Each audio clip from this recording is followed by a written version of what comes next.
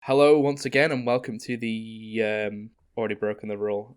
Forget it. Some Bad Opinions. Welcome to the Some Bad Opinions podcast. We said straight before this we was not going to say ums and ahs as like try as hard as possible not to do it, but I broke the rule instantly. It's fine. Yeah. We have two new people with us today. We have Adam. do. Say hello, Adam. Hello, I'm Adam. That's Adam. Hello. And we have Chanel. My Say hello, sister. Chanel. Hello. All right. Would we like to say little things about ourselves? Yeah, Adam, you go first as you were introduced first. Okay, so I'm Adam. I am a film student Yes. from close proximity to other people. Yep. I'm pretty sure you said you're not disclosing locations. Yeah, last not episode. at this time. No, we've given away like general location, like Okay. In north. the universe. Not Planet we, Earth. we said northwest England about us. Okay. Yes. Yeah, unemployed. So if anyone wants to give me a job, go for it. But might as well try. Yeah, sounds Yeah. a good job. So we do have someone who's qualified in movies right now. So Oh, Training yeah. to be qualified. we'll say qualified. I'm just on the internet. It just means I'll say my opinion matters, but it doesn't. Yeah. Well, we all like to think our opinions matter at some point. Yeah. Like right now, that's 'cause this is some our bad podcast. opinions. Oh. Okay, and then we have Chanel. Chanel's my sister. She's 14, but she has the movie taste of like a 20-year-old. It's really weird. Yeah, introduce yourself. I'm a human. That's all. Okay. What do you Incredible. like to do for fun? Do you play games? Watch Yes. YouTube? Yes. What YouTubers do you like? Minecraft YouTube. That's all. Okay. I'm so glad. Yeah, so that's basically it. Everyone who's tuning in, we assume you've listened to the last episode. If you haven't, go and listen to that. It's on the YouTube channel right now, and we'll be working on getting it in streaming services soon. Even if but- not, welcome to the podcast. Yeah, welcome Just listen to to the this podcast. episode. Yeah, the last episode's like 3 hours or 4 hours long or Yeah. something. We'll try and make this one more tolerable, but we don't know how long it can Yeah. go on for. So yeah, is there anything we want to talk about? Because obviously we've got the films. We have three Yeah. films lined up for today. But is there anything we've been doing recently? Any smaller films we want to talk about? Any news or any games we've been playing? Anything else? I want to talk about a game I've been playing. It's called Okay. Hypnospace Outlaw. It's kind of Ooh. What's that? it's a game where basically it's back in 1999, just before the Y2K incident that didn't Oh. happen. But everyone's obviously still thinking it's going to happen, that sort of thing. But your job is going onto the internet and finding things that people have done, which are like against the rules of this service. And you go Ooh. around looking at that, and there's like a whole conspiracy to do with it as well. It's really fun. It sounds. Oh, sorry. You can complete the game in about, I'd say, 4 hours if you really, Yeah. really went for it. But there's so much stuff to look at and so much nice old internet sort of things to go through. It's amazing. You'll be on it for like literally hours. Some of my favorite games. Yeah, it sounds What's it awesome. on? Sounds pretty interesting. Yeah, the soundtrack's amazing too. It's silly, but it's really fun to listen to. Yeah, what platforms is it on? Sorry. It's pretty much on every platform right now. It's on Steam, it's on Xbox, PlayStation, Nintendo Switch. Hell yeah. I'll But have to I check that do out. recommend playing it on PC though, because it's more tuned to that, because it's like obviously on a desktop and you Yeah. use a mouse to click around and stuff like that. Yeah, it sounds a lot like Papers, Please. Like I don't know why. Yeah, I'm not- Yeah. That game's from 21. Yeah, to me as well. yeah, it like when you were talking about how like good and bad type thing, it reminds me a lot of Papers, Please, which is Yeah. a great game. Yeah. Such a great game. It's like one of those. It's one of a few decision-making games where decisions are genuinely hard because you're like, do I let this person in? Do I not? It's it's a tough game to play. Yeah, so with this Hypnospace thing as well, which I learned just a couple days ago, I was talking to my friend about it because they love the game too, and they said Yeah. there's like a page designer you can use, but they didn't know where to find it. And if you've got it on Steam, it's in the game files. You can go in and actually make your own like web page based inside the Oh. game, which is really cool. That's awesome. Yeah, I spent like a couple hours making mine, I will show, like last episode, I did not put any screenshots in because I felt the crunch time. I was like, right, I've given myself too much of a short deadline here. I'm not going to be able to do that. So I didn't. But this time I've given myself like pretty much an entire week. So I can do that now. Yeah, we'll have clips for those of you who didn't listen last time. All you missed was screenshots of Vincent Gallo's website where he said he'd go out on dates with you as long as you weren't black or Jewish. Yeah, just go and watch the episode for context, please, because we do not want to get back into that. No, do you want to actually tell people about what happened last night? My dream. Yes, your Vincent Gallo dream. Well, I went Jesus, to. this is escalating. It did, yeah. Well, I had a dream where I heard Vincent Gallo was in my hometown filming a movie. My hometown. Possibly called my hometown. But I went to go meet him, and I said to him, I'm a big fan of your movies. And he said, that pier, do you know how to get there? And I said, yes. He said, go and take a long walk off the end. And I was like, okay, can I have an autograph? And because this guy's such a mental case, I took the answer and it didn't even faze me. I just knew he was that much of a nutcase. But I asked him for an autograph and he said, we got to get to know each other first. And then he threw me out. I can actually picture him doing this. That's the thing. He's insane. What dream? Even since the last podcast, I've read more about him, and I'm just like, this man is just a nutcase. In terms of games, me and Adam have been playing. I think we've both been playing the same game a lot. Yeah, Watchdogs Legion. Watchdogs Legion, yeah. I haven't played that yet. What's your thoughts on it, Adam? It's very good, but then everything I can praise about it also kind of spins into my negative thoughts about the game. Yeah, it's a really weird one. The system of play as anyone is an absolute genius idea, and all of the positives it brings is great, but there are quite a few negatives as well. Voice acting. The voice acting being the main one. The story is just basically... I struggle to try and care. Because, but the actual gameplay itself is amazing. Every character generally does feel unique. Especially when you get a skilled character, as they call them, like a spy or a hitman or a beekeeper or an artist. My question is, are you playing with permadeath on? Oh, no. Oh, I'm playing with it. It's the most stressful thing ever, I swear to God. I had this, police detective, and she's, awesome. She was my favourite character to play as, and then she died, and I was, devastated, so I just shut the game off. And I haven't touched it since. Wow. I'm, so annoyed. That's and an then interesting I got a spy. way to play.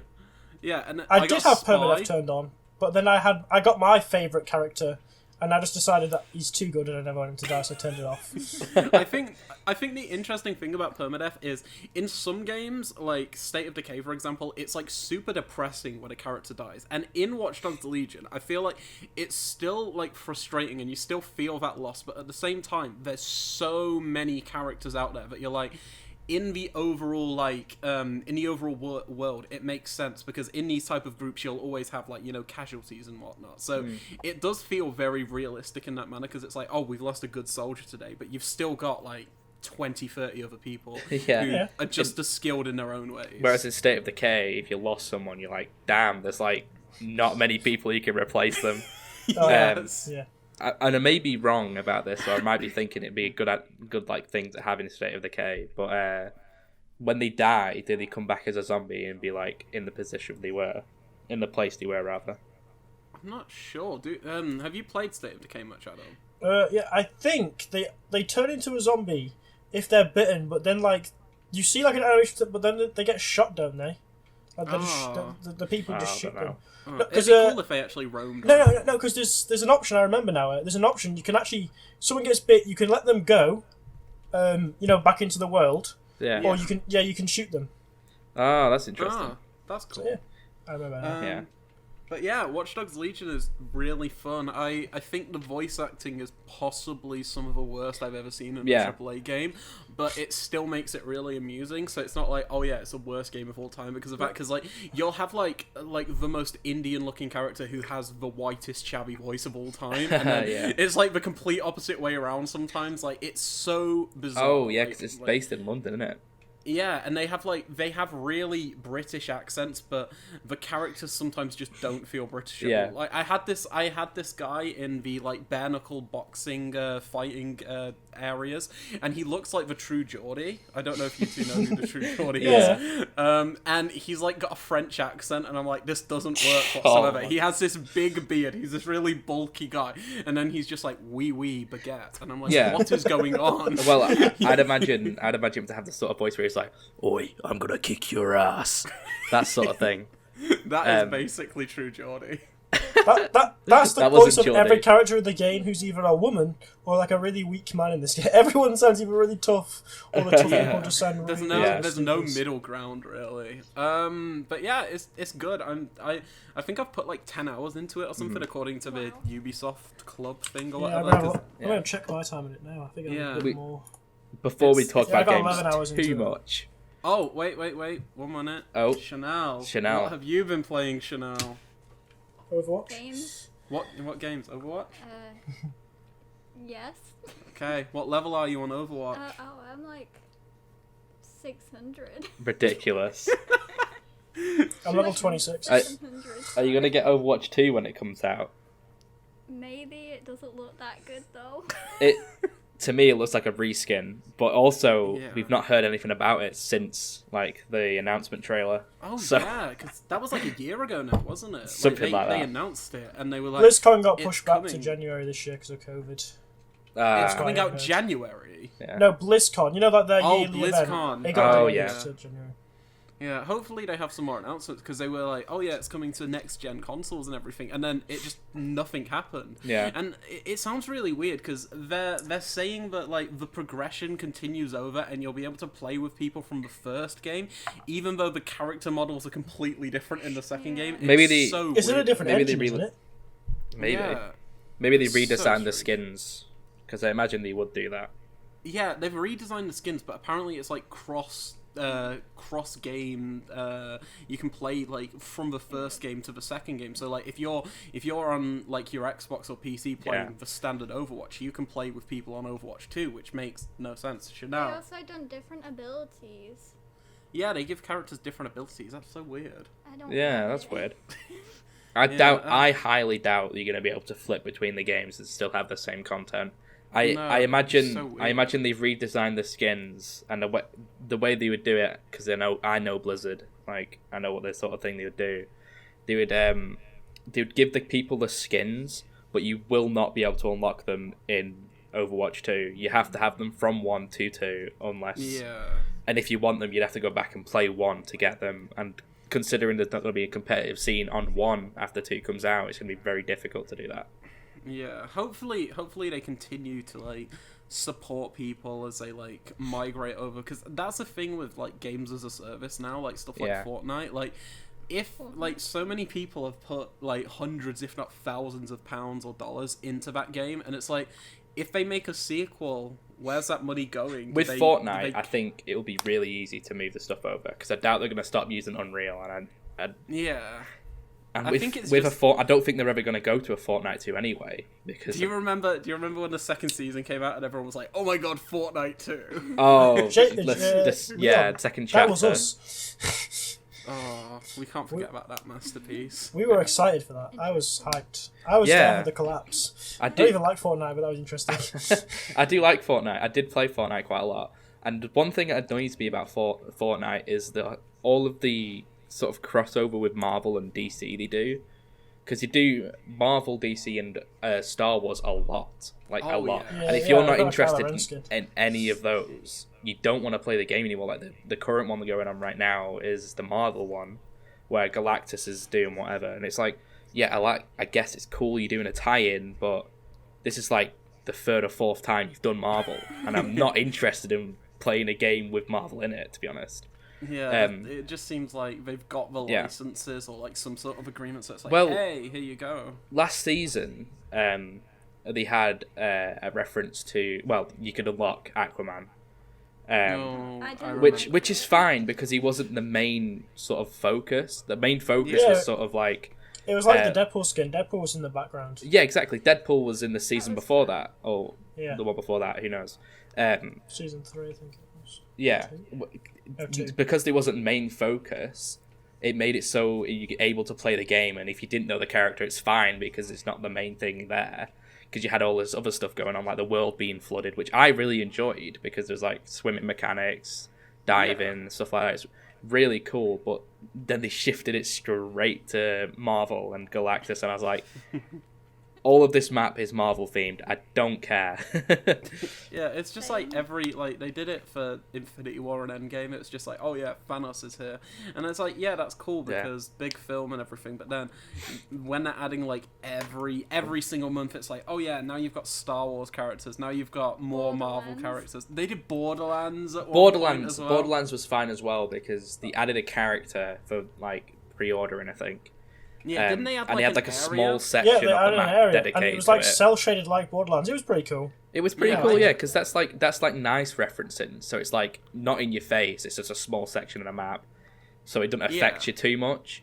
But when the whole map's dedicated to one thing, it's kind of like, this isn't the same game anymore. This is something else. It's like paid sponsorship. You're not paying because it's free to play, but it's essentially you're playing a Marvel like game. An advert. Yeah, it's like an advert for Marvel. Yeah. Essentially. What's your opinion? I don't like it. I stopped playing because of that. I'm not gonna lie. Yeah, so did I. I played like a couple of games when it first started, and I was like, Same. I'm not gonna buy the battle pass because I don't want to. I didn't. Yeah, it was like her first battle pass you hadn't bought since what season? Yeah. The season before. No, what was the first season? Season 5. Yeah, you've literally bought the season passes since then, and in this one you were just like, no, because Marvel. It's not like you even dislike Marvel either. I think it's just like They chose the worst It's overwhelming. characters. yeah, it's like I'm quite yeah, Marvel. I've not actually played the Marvel thing yet. It looked cool from being not a Fortnite fan who I like Marvel. Yeah, it I've is not cool. played- Like I agree, it's cool, but it's just too overwhelming. You go into the game and it's like, oh, here's all these Marvel characters, and it's like, okay, Yeah, but where's like Jonesy and Fishstick and stuff like that? They're just gone now. Yeah, I think like it can kind of alienate the fan base if they're not into that. It's like, it's cool, like you were saying, it's cool if it's like a small area like Borderlands, for example, or with mini Deadpool, stuff like that. Yeah, like if it's small and it doesn't overwhelm you and like doesn't take over the entire map, then it's cool. It's like, they've added Borderlands, or they've added didn't they recently add Ghostbusters or something? I think that was a Halloween event, to be fair. And yeah, it's just a skin. I really wanted the Ghostbusters skin. Is it still available? Maybe. I don't think so. It might be. I think it fits all in with this consumer culture. Just like pop vials and stuff. If it's got a Marvel face on it, people will buy it, sort of thing. Like it's a smart marketing strategy, and I can't knock it, but it really does like start to alienate the fans after a while. Yeah, speaking of pop vinyls, I saw the one you posted of Gamer Bart. Oh no, that is horrible. That's one of the worst things I've ever I seen. hate it. I don't like pop vinyls. They only work sometimes. Yeah, and some of them are okay. Yeah, with Simpsons characters, it does not work at all. No, it's a lot of animated ones, like the Minions ones. And Did you no. guys see the live action Lion King ones? No. No. If you're on a PC, Google that. It's terrifying. have a They look are at that. so scary. And you're going to be lucky enough to see it as well. People listen to podcasts. This is a movie podcast, by the way. Oh yeah, I'm talking about the Lion King. It's a Lion prestigious King. film. Oh, Just not the one. amazing film, Just not the version I'm talking about. Oh my god! What the? I like him. Timon looks okay. Oh no, Pumbaa is terrifying. What?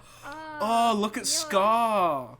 Yeah. Scar has no color in his eyes. Like his eyes are like what? They're like orange. They're like oranges, but there's no actual eyes in them. That's horrible. That's what I don't like, because their entire eyes, either the pupil or just a color. Yeah, And it's kind of unsettling. Oh, even Simba, that's gross. Yeah. I hate that. No, they're not nice. Adam, why would you bring that up? You're trying to scare us. No, I'm yeah. actually sure it's a good point that pop vinyls are ugly sometimes. Yeah, definitely. My friend, I don't want to be mean either, but my friend bought me a pop vinyl, and I do have it on display because I appreciate them as a friend. But it is right at the top of my shelf where it's harder to see it, because What pop vinyl is it? I don't want to be What can you known as someone who disclose has a pop vinyl. What pop vinyl is it? It is Saiyan Saga Vegeta from Dragon Ball. Ooh, I wish I knew something about Dragon Ball. I don't. But I know who yeah, I have a few pop vinyls. Like I get the odd one if it looks interesting. Like the only one I actually genuinely want to keep is I've got an Elliot one from Mr. Robot, like the lead character from Mr. Robot. I really like that pop vinyl. I like I used to Venom. collect them. I like the Venom ones. Like Venom, yeah, I remember like a Venom Carnage one or like a Venom Hulk one. They have like the weird combination ones. Yeah. Which they feel really out of place. Cause I think I Hate Everything did a video about pop vinyls where he mentions like how like they just do weird Venom crossovers because Venom's a cool character, and Literally, some of them yeah. are just absurd. It's like, oh yeah, Venom and Captain America. It's like, why? See, it's interesting because Venom's the character because he's like a symbiote. He can go over anyone really. So Yeah. it is an interesting thing to do, and some of them do look kind of cool, but they'd look better if they weren't pop vinyls. Oh yeah, absolutely. Like, there's one of Venom Groot, which looks so little like a pop vinyl, it actually looks kind of cool. Venom Groot. Yeah. That's a weird combination. It looks really cool, so, I mean... but yeah, we should probably start talking about movies before everyone turns this podcast off. Yes, okay. If you're still here, thank you for staying with us. Yeah. Okay, so what do we want to talk about first? We have 3 films, 2 of them kind of The same. related to each other. Do we want to start with Megamind, I guess? We'll start with Megamind. Yeah, Yeah, okay. keep it PG for the start, and then we'll break the watershed. Okay, so Megamind is Mason's choice. I would. So we're gonna go in like a rotating thing. So it'll be Mason, me. But if we like later down the line, we don't know how many people are gonna become like permanent hosts. Like Adam, if you wanna become a permanent host, feel free to. Yeah. If you wanna be on more often, same as like we have like a group. We have a group chat with like 10 people in who want to kind of be. Say that again. You just flexing your group chat there. Yeah, No, sorry, 10 friends, sorry, not a group brag. chat. No, we'll introduce people like as Yeah. it progresses, just because there's so many people. But Yeah. we'll have like a rotating thing, so it'll be like me, then you, then whoever else, and then kind of that. So Mason's pick was Megamind, another animated film. I like animated movies. I am a big fan of animated movies. Same. Yeah, the thing is, I'm not I'm not hugely what's the word?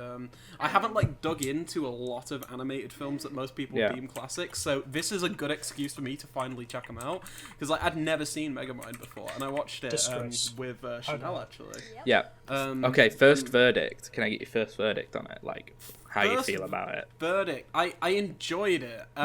It's very, very, very similar to The Incredibles. That's what I Ridiculously so. Like, I didn't even think about it until Chanel actually mentioned it, but it's very similar to The Incredibles, and I don't know if you've ever picked up on that before, because it's like the whole story of what's his face? the kid who loves the person and then ends up hating them and turning into the villain. Yes. Yeah. Like, Okay, Thingy, that's a really good comparison actually. What's his name from The Incredibles? I can't remember. Syndrome. Syndrome, that's it. I love Syndrome. Syndrome's like one of the all-time best cinematic villains. Honestly, he was really great in that movie. I love that movie as well. Same. But like the lead antagonist or hero turned nemesis in Megamind reminded me a lot of The Incredibles. Well, reminded Chanel, and then she mentioned it, and I was like, I can't unsee this. Yeah, I can see it now you've mentioned it. Yeah, I think it's a fun film though. Like, it's funny. Like, I'm not huge into Will Ferrell. Like, I think Go on, sorry. Yeah, his no worries. His humor's sometimes hit or miss for me, but he was genuinely funny in this film for the most part. Like, I did laugh more than I expected to, and the animation still looks pretty interesting. Like, we'll get into it later, but there's like a specific shot towards the end of the film involving a huge Megamind in the sky. I don't know if you know the shot. I love that scene. Yeah. It's so beautiful. It looks amazing. Yeah. And there's some like really beautiful animation in the film. Okay. Yeah. So, can I just mention first one thing that's caught my eye recently about the movie?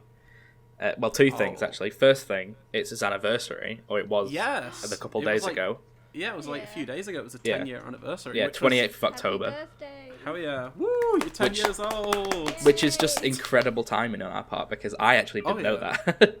That was very strange. And the second thing, now I've seen the cover, there's one thing that really gets me about movie covers with people on the front of it. Oh no! They've got the wrong names above everyone because he put them in order. Yes. So it goes Will Ferrell on the side, right above Metro Man. Tina Fey above Minion. Jonah Hill above Megamind. David Cross above I can't even remember the main woman's name anymore. Tina Fey's character, I can't remember. Tina Fey's character. Yeah. And it says Brad Pitt above Titan, which is my favourite part about that. Incredible. It's to do with like they fight for like first name, first billing and stuff. Yeah, but it's that's so stupid. I know, because like the thing is, yeah, sure, fight for first billing, but design the poster so if they get first billing, they appear first in the poster. It's just so irritating. I mean, it's just a small thing where we know who's who. We can tell by the voice, but it's like, just put the name above the character. Yeah, I was actually surprised that Jonah Hill was in this film. I didn't know. Yeah, I went he into literally blind. plays himself. Yeah, he's just Jonah Hill. But Yeah. I didn't know he was in the film, so when I was watching it, I was like, oh my god, is that Jonah Hill? No, you're Okay, like, so little Jonah Hill.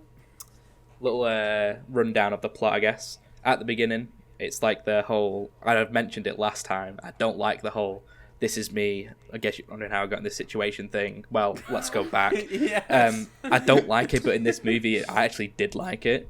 I don't know why. I think it's the charm of it.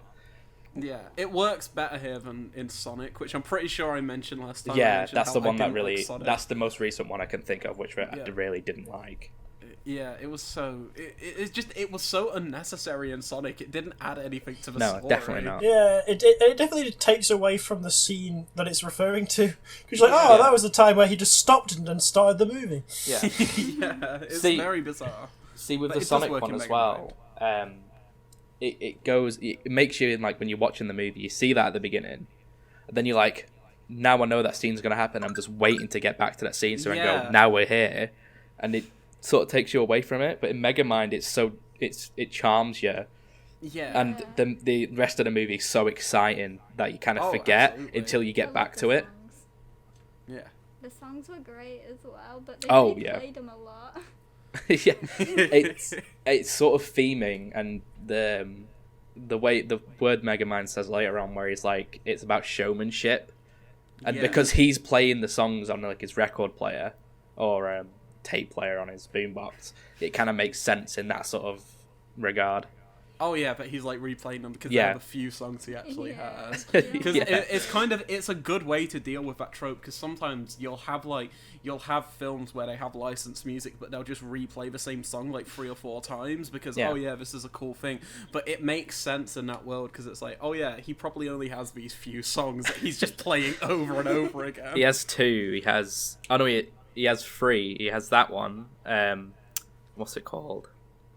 The AC/DC one, I think. Is it Thunderstruck he like? I can't remember. I think it is Thunderstruck, but I'm probably wrong. I will Google it.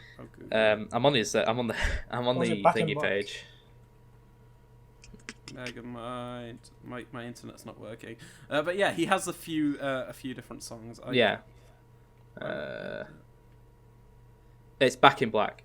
And he uses, Back in Black, he uses Back in Black and Highway to Hell, and he has Crazy Train as well for when he's going around doing bad stuff. Michael Jackson bad. There's a lot of good songs in it, to be honest with you. Oh yeah, it's got a very good soundtrack. Yeah. Like, I'm looking now, Bad to the Bone's in it as well. Yes. What else? A Little Less Conversation, the like Junkie XL remix, which Junkie XL is super underrated. Like he did a surprisingly decent score for Deadpool. Anyway, off topic, but Junkie X, we like Junkie XL. But yeah, boombox music. Right. So back to it. He's an alien from a planet that was getting sucked into a black hole. Yes. And on his way down to Earth, he was knocked out of the way by Metro Man, who he blames for stealing his life because he was going to get like a good family and stuff like that. But then Metro Man comes in and bashes him out of the way, sends him off into a prison where he is raised, which, by the way, is the funniest backstory I've ever heard for a villain, because it's like, they just kept him in prison. They didn't do anything about it. He was just there. Left a alien baby in prison. Yeah, but they I do didn't that. actually think of how ridiculous that was until I didn't realise how ridiculous the opening to Megamind You don't actually question is. it when you watch the movie. You just don't. kinda like, It generally just kind of just works. yeah. I love how they're teaching him like the difference between good and bad is good in his eyes, and good is bad. Yeah. Like when they're showing like the robbers are good, and then like police are bad. At least they show where he gets his morals from. Yeah, it doesn't just be like, oh, alien equals evil. Yeah. Like it gives an explanation, because obviously, like, no matter if you're a baby alien or a human baby, you still grow up and you still develop morals as you grow up. So it's a good way, kind of like how when we were talking about Rango, it's like, yes, they are animals, but kids can understand, like, they can relate to them as if they're humans. Like we were talking with Rango about how they use like water as currency instead of like actual monetary value, but even even though Megamind is an alien, kids can still relate to him and understand what he's going through, even if he starts off as a very bad person. It's a good way to make your villain bad guy not seem like such a bad guy, because it's it's the way he was raised. You don't feel hate, like, negative towards him, even though he's a dickhead at the start of the film. Exactly. Yeah, you think like he's like in a wrong place. He's in like the wrong headset and everything, but he has the capacity to like improve and change. Yeah. So yeah, he's raised in a prison. He ends up going to school with Metro Man, but he keeps trying to do as well as Metro Man or outdo him, and he keeps getting him in trouble by accident. So he figures that if everyone thinks he's going to be bad, then he might as well just be bad. So at that point, he becomes nemesis with Metro Man, and they have like fights off and on like constantly for years and years. Until we get to the point where the movie's set, where he breaks out of prison to fight Metro Man again, obviously, and something really interesting happens because Metro Man figures he doesn't want to be a superhero anymore, so he fakes his own death by saying Megamind figured out his only weakness, which is copper, which is not, but he says that. And he goes into hiding for most of the movie. It's like that's like one of my favourite plot points. Oh, his reveal is hilarious. His reveal is one of my favourite scenes. The music, man. And I'm not too bothered about giving away the entire plot for this movie, because I know everyone's seen it by now. Anyway. Yeah, it's been 10. I think the 10 years is a solid time. Yeah. I mean, if it's an old movie, we'll give away like most of the plot points. If it's not, we'll try and refrain from doing it.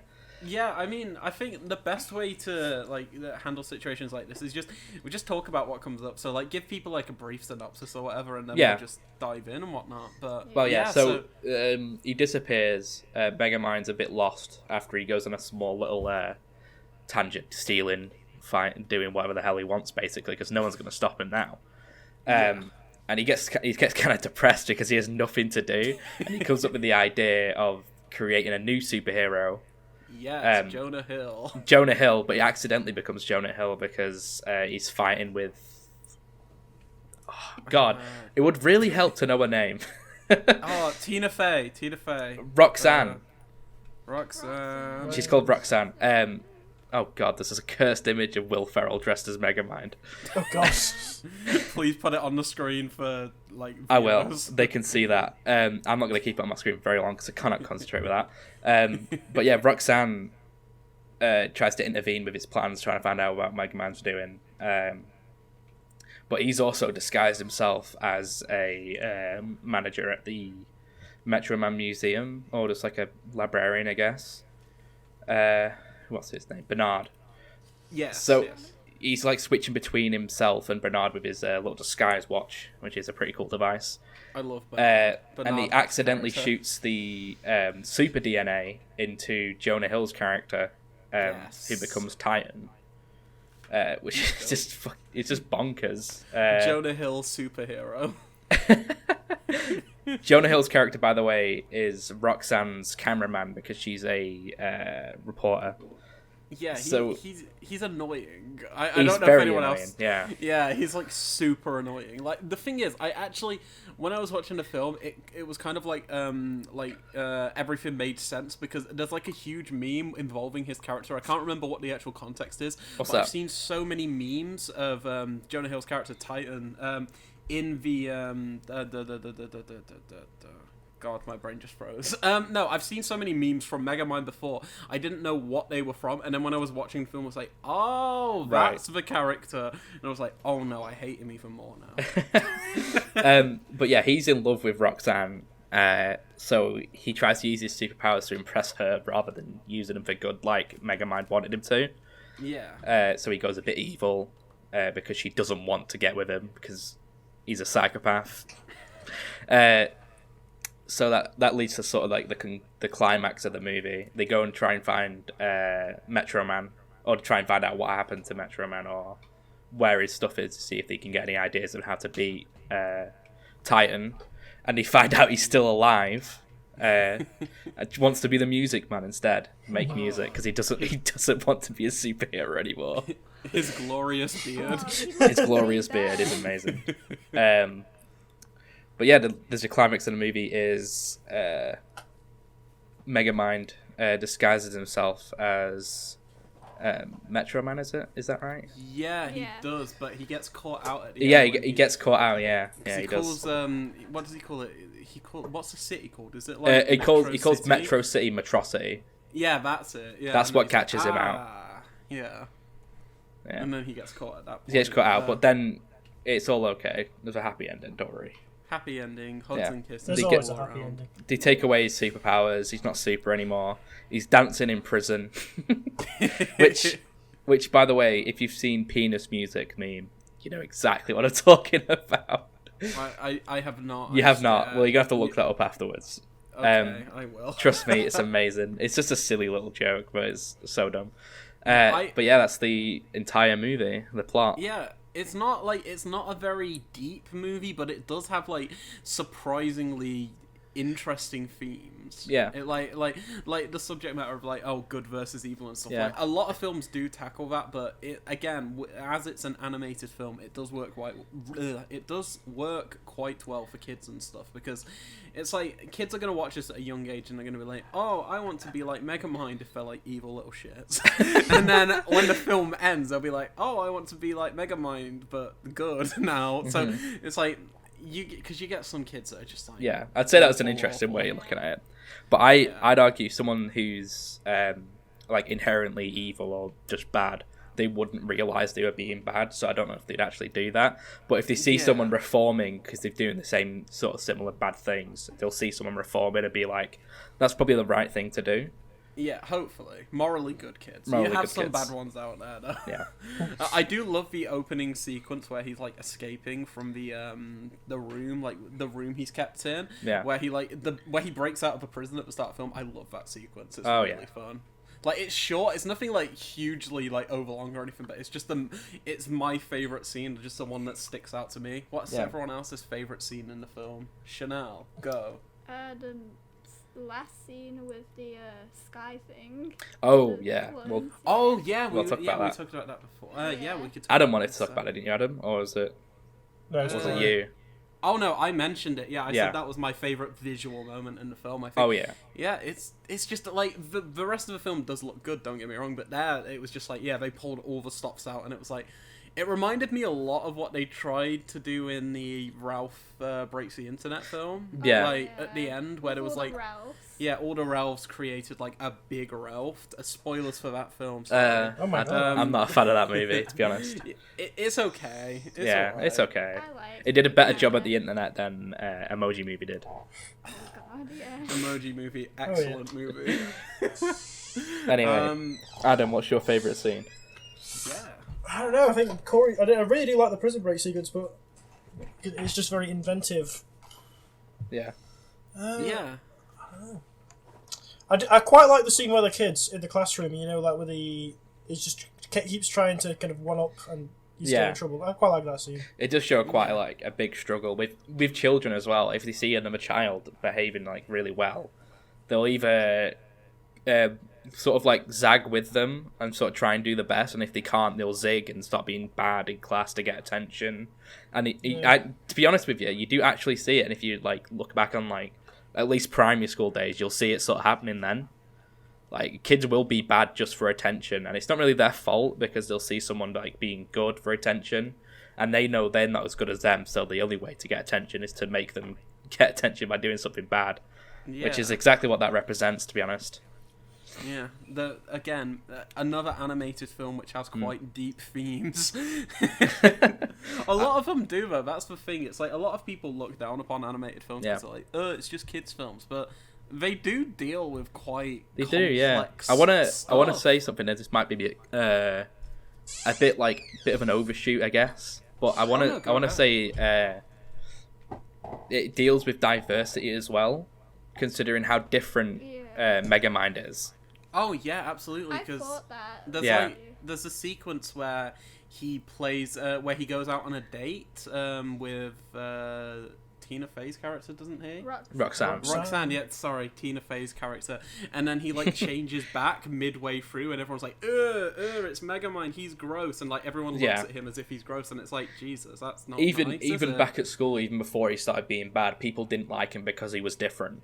Yeah, and they were looking at him weird. Yeah, the only place he's accepted was Crime, so that's where he kind of fell into.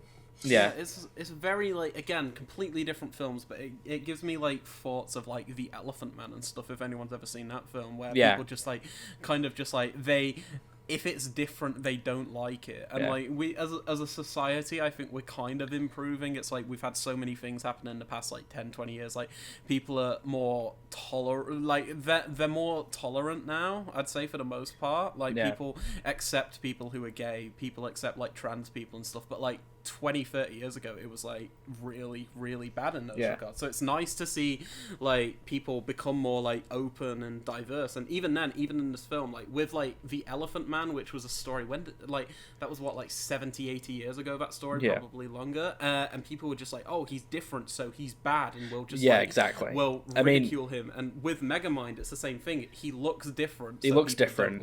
He looks I don't want to gonna say grotesque, but that's a bit mean. He looks. You're part of the problem. He looks a bit deformed, should I say? Compared to humans. Yeah. He's an alien. Yeah, exactly. He's an alien, but he got a big head, so it's because of weird to people. But he also has different coloured skin, sort of thing as well. So it's sort of playing into a different race, sort of thing as well. Oh yeah, absolutely. It's like I don't think it's like much of an oversight to like assume that, because it does make sense, because the film, although it's not just entirely, it's like, oh, racism the movie type thing. It does have those themes, and it does actually like delve into them. Like even like the main scene in particular is when he's like in the restaurant and then he turns back and everything. That's the one that I think of the most in regards to that. But again, like you were saying earlier, when he was like in primary and like in school and stuff, and the kids were doing the same thing. So a disclaimer to any America or any other viewers around the world: we say primary school for like the younger years. Elementary for them, isn't it? Nursery and nursery, reception, primary, secondary, then college, then uni. That's how our education goes, because we're normal. We're better. You're just saying don't discriminate. I'm joking. We're joking. Don't worry. Are we? No, but I really like the film. Is there any other moments or anything that like stick out for you? Adam, what themes do you think this movie has? I quite like the theme of maybe him discovering himself, because there's a lot of like, you know, the other people coming to accept him, but there's a lot of like kind of growth for Megamind in this. That's probably the one thing that I've noticed, that there's a lot of like personal development in the movie. Yeah, it's like almost Shrek levels of kind of character changes by the end. And lo and behold, it's made by DreamWorks. Yeah, it is made. It seems to me that DreamWorks know how to write a movie that's not just like a female character falling in love with a male character. Oh yeah, there's like something along the lines of that. There's like decently developed like female characters in DreamWorks films, and then they just make like really absurd stuff like Captain Underpants. B-movie? B-movie is not a film with well-written female characters. She falls in love with a bee. That seems pretty legit to me. Yeah. Very diverse. I don't think she actually falls in love with a bee. No, that's an exaggeration. But the memes would tell you otherwise. Yeah. The bee definitely fell in love with her, shall we say? Okay, definitely. Anyway, I fell in love with her. Chanel, is there any themes you can think of thinking about this movie? Well, the exact same themes as everyone else, but I'm still looking at the main guy character with like glasses and thinking he looks like that YouTuber. That's all I've been thinking. Wilbursort, yeah. Time. Like, Yeah, I know exactly what you're talking about. Yeah. I'll get a picture up for everyone of, else. It's the themes of being a YouTuber. Megamind is actually a YouTuber. Oh wow. Yeah. It's a YouTube documentary about a guy struggling with depression. It's a Shane Dawson loss of a documentary. Shane Dawson. But yeah, I really enjoyed it. Again, like we don't have to end the discussion now, but just overall, what's everyone's like scores for the film? I'd say that was a 8 for me. Okay. I think I'd go for a 7.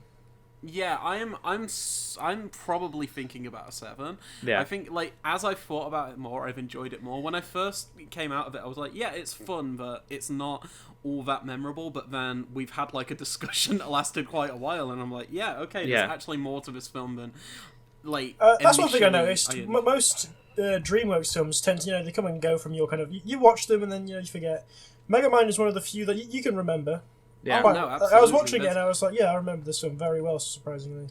Yeah, because a lot of them, like I watched How to Train Your Dragon, which I know people adore, and I was like really just like, is this really one of the greatest films of all time? It's like in the IMDb top 250, and I'm like, yeah, it has some good animation, but I just wasn't invested in the characters. But Megamind, on the other hand, is like, what? It doesn't even have anywhere near as much like critical acclaim or whatnot, but I'd say it's a better film. I'd say Megamind's a better film. Oh yeah, Can I say? Yeah, I'd probably agree with that. Megamind, its animation is good, but the character designs are actually kind of hideous. Oh yeah, Metroman looks good. Roxanne looks. She's got a massive head, and that's. she's very weirdly designed. I'll give you that. She's very weirdly I remember designed, watching yeah, it and thinking she looks a little weird. She looks very 2010 animation. Yeah, exactly. Yeah. That's probably why she looks so weird. Yeah. I think it's not like a perfectly animated film by any means, but I think if you're talking about like characters and character development, I'd say it's better than How to Train Your Dragon. Yeah. Although they have had 3 films, and I haven't seen the 2 sequels. Hold on, I'm just thinking. I saw the third one at Leicester Square in London, and I fell asleep. You fell asleep at like, what was it, like a Dolby Cinema? It was a Dolby IMAX, wow. the Leicester Square, where like all the film premieres happen. That's cinema. Yeah. Oh my god. It's like 25 quid a ticket, and I was there fast asleep. It looked really nice though. The film looked really good. Adam has fell asleep in so many films. Like, it's unbelievable. I could not possibly do that. I have to have it like completely silent when I sleep. Yeah, there's what films have you fell asleep in? Fantasy Island. Oh, all the way through that. Underwater. Was it called the Kristen Stewart one? Yeah, I woke up and there was just a Cthulhu on screen. There was Bloodshot. Bloodshot. Yeah. This is just like Adam falls asleep in everything. You know what? I've just looked at, right. Umbrella Academy's comic came out in 2008, like the first one. Yeah. And I think they sort of like got inspiration for Minion's body design from that. Because in the comic, one of the characters just straight up has like a robotic gorilla body. Yeah. It might have been. I have not seen the Umbrella Academy, so I can't comment on this. But yeah, it just jumped out at me. Like, it was just super interesting to me that I just saw that then. But it might not be, but it does look pretty similar. Yeah, put them up on screen. I will have a look after. And, his goldfish friend. I like the design of the fish on top, but like the actual design of the fish looks really weird. Yeah. I like it. It looks like it's from like The Simpsons or something. Yeah, someone did say that to me. That it looks like the Simpsons fish. And I was like, well, he only has 2 eyes. But yeah, I know what you mean. He is kind of a daft design, but you know. I do like him. He's quite a good character in the film. Yeah, the movie is a daft movie, so it doesn't really have to be like perfect. If Will Ferrell's in it, you can't really go expecting. Oh, yeah. Sorry, yeah. It doesn't take itself too seriously, which is good. Like, it has serious themes, but it's like sometimes you'll watch a film with, like, really, really serious themes, but they'll forget to actually be an entertaining movie. Like, one that comes to mind, and I'll probably get hate for this, although I think Adam kind of agrees with me, is Blinding by the Light, or whatever. Blinded by the Light, the Bruce Springsteen film from, last year, where it's just Oh, it's too much. Yeah, it's like it deals with themes and stuff. It deals with like, oh, you want to be an artist. It also deals with racism, but instead of actually making a film, it kind of just makes like a political statement. Yeah, like a message, and it fails to be an entertaining film. Which like it's like in school, you know, when they show you like the videos like don't do drugs, and it's like people on like a night out. It's like, yo, babe, wanna come back to my place? She was like, this is like wrong. Anti-drug PSA. Yeah, it just felt like a. The Coldplay. You think guys? Yeah, when they play Coldplay, Chanel was saying, like, fix you. It's like you kids think Bruce is cool, don't you? Yeah. I have another theming thing they did, but it's sort of like ahead of its time in this sense.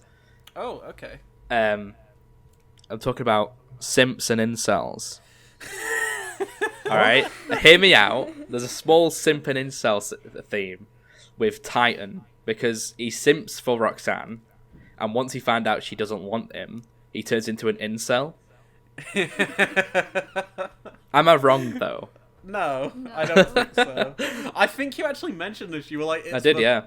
Yeah, it's like an incel film or a simp film. I was like, what are you on about? And now you mention it, yeah. I can't deny that. In the same way, like going back to before when I was saying, Chanel mentioned about how it's very similar to The Incredibles, and I was like, yeah, like he's thingy.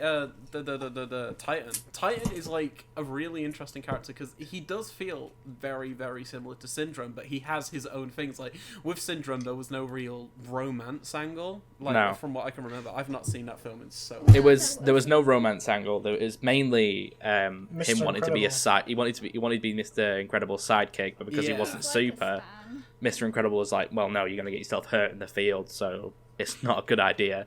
And then he became a sort of stalker and sort of follow him around, trying to help him. But then he sort of like caused a train crash, which causes superheroes to be put underground, sort of like changed the names, moved around, sort of thing.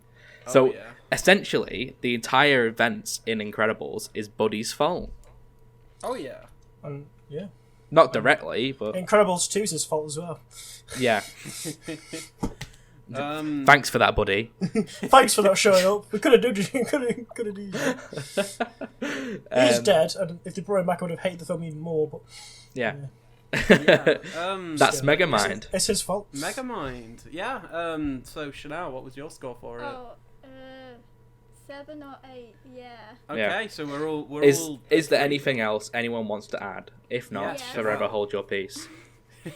It's kind of like Shrek mixed up with Incredibles turned into one film, because it's like got the weird Shrek thing where it's like a weird looking person.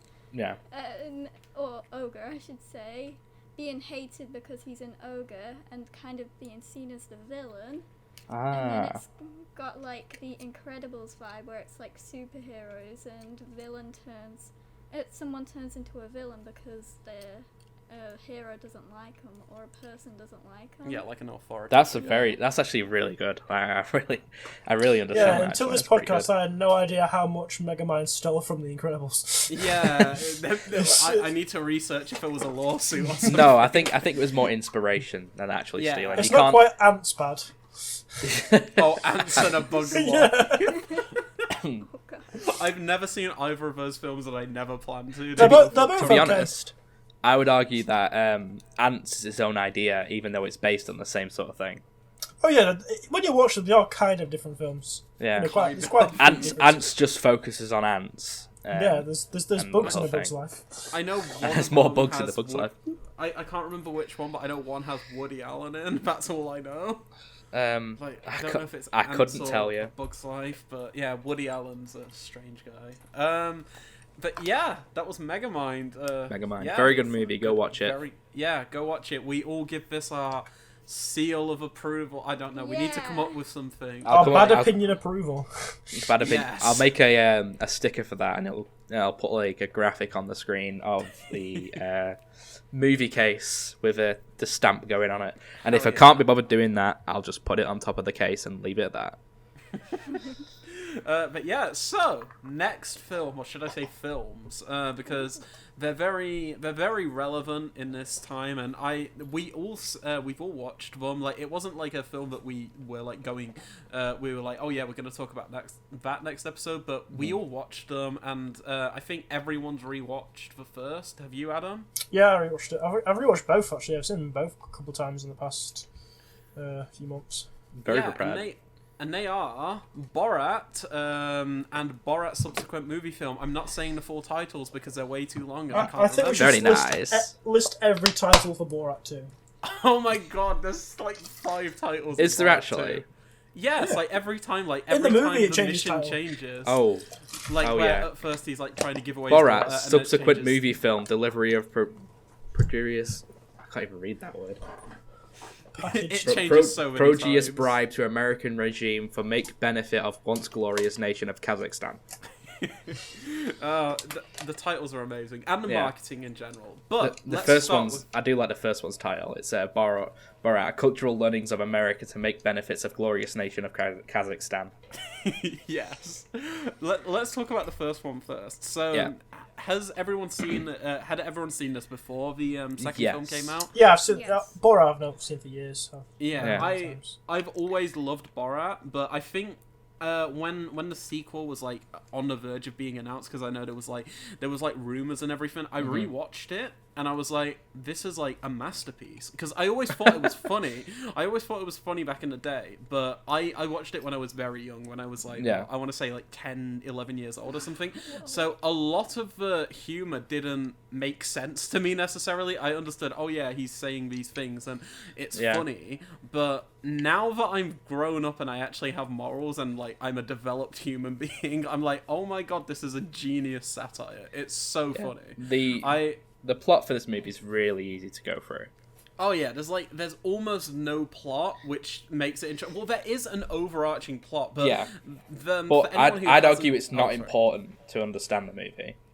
It's not important necessarily, but it does add the emotional weight to the film, which is weird. Course. Saying both this film and in particular the second, they both have like quite like emotional story arcs in some elements. But yeah, the first film, Borat Sagdiyev, I think is his name, is the character's name, and he's essentially a reporter from Kazakhstan, and he goes to America to make a documentary. He's like, yes, we're going to make a documentary to learn more about the United States of America.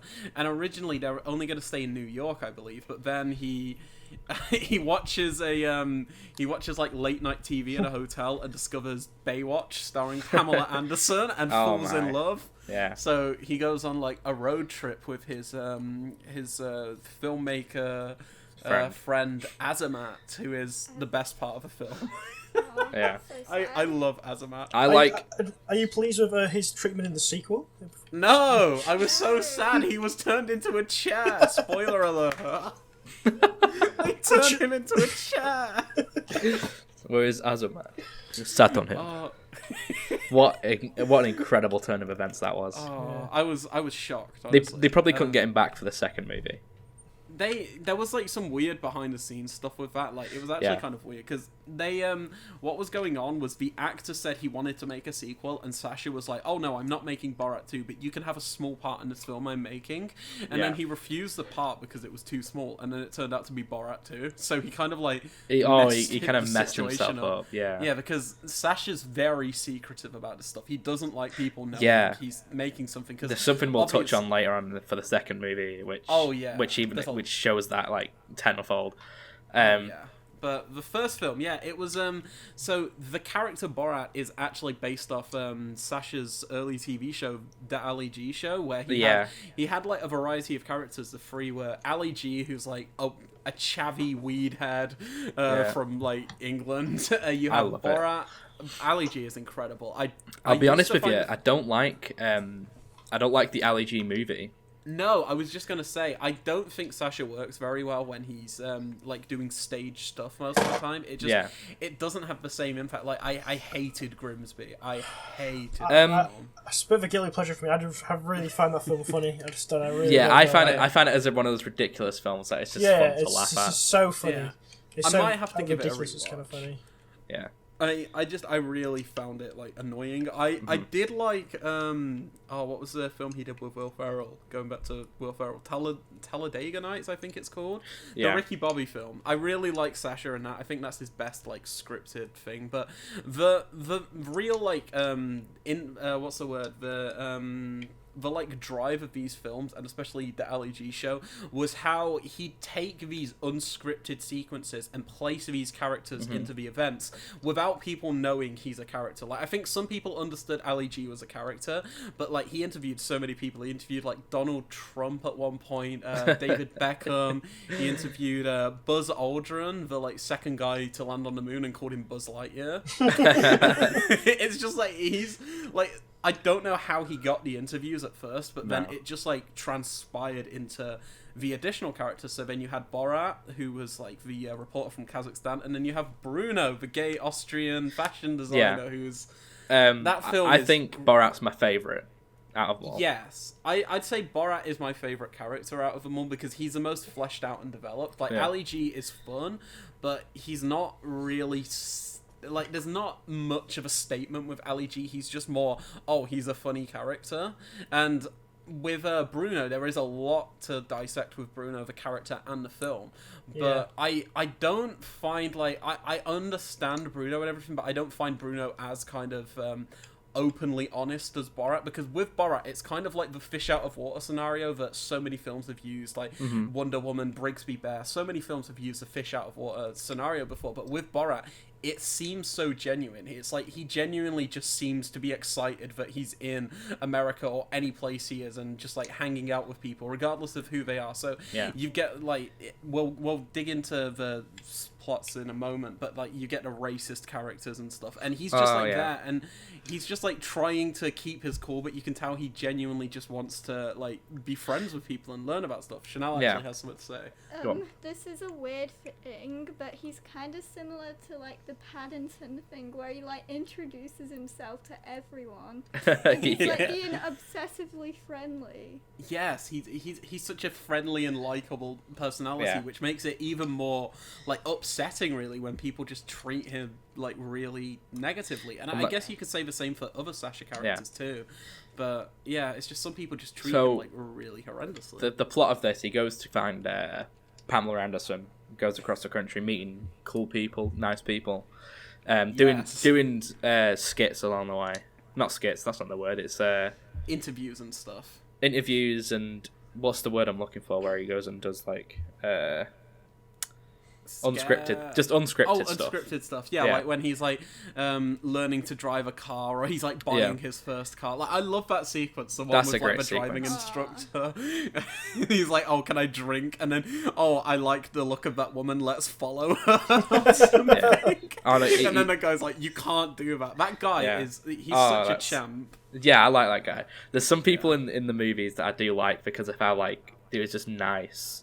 Yeah, that's the thing, like, especially in the sequel, there's so many people, we'll get to that in a moment, but it just, like, with the first film, it's kind of, like, it's trying to be a comedy. Like, the second film definitely has more of a political agenda, and it's trying to actually say something, which, thankfulully, I hope, anyway, all of us agree that, like, yes, Donald Trump bad.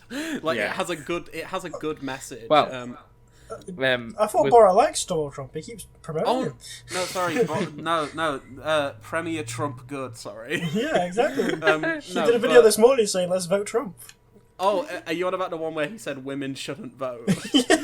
I love that video. It's so funny. For context, he's being sarcastic.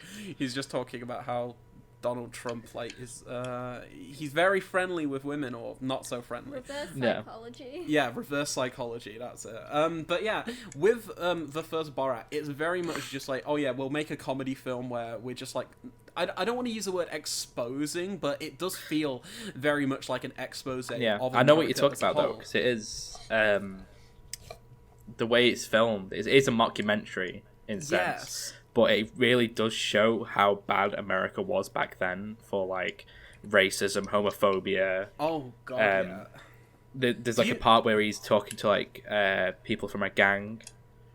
Or, like, just... Wait. Well, I'm not going to assume they're in a gang, but there was just, like, loads of teens hanging around, sort of, like, Is that where he wants to dress like he's black? Yeah, like when he's talking to the black guys, they're all dressing like just like early 2010s sort of gangster sort of vibe.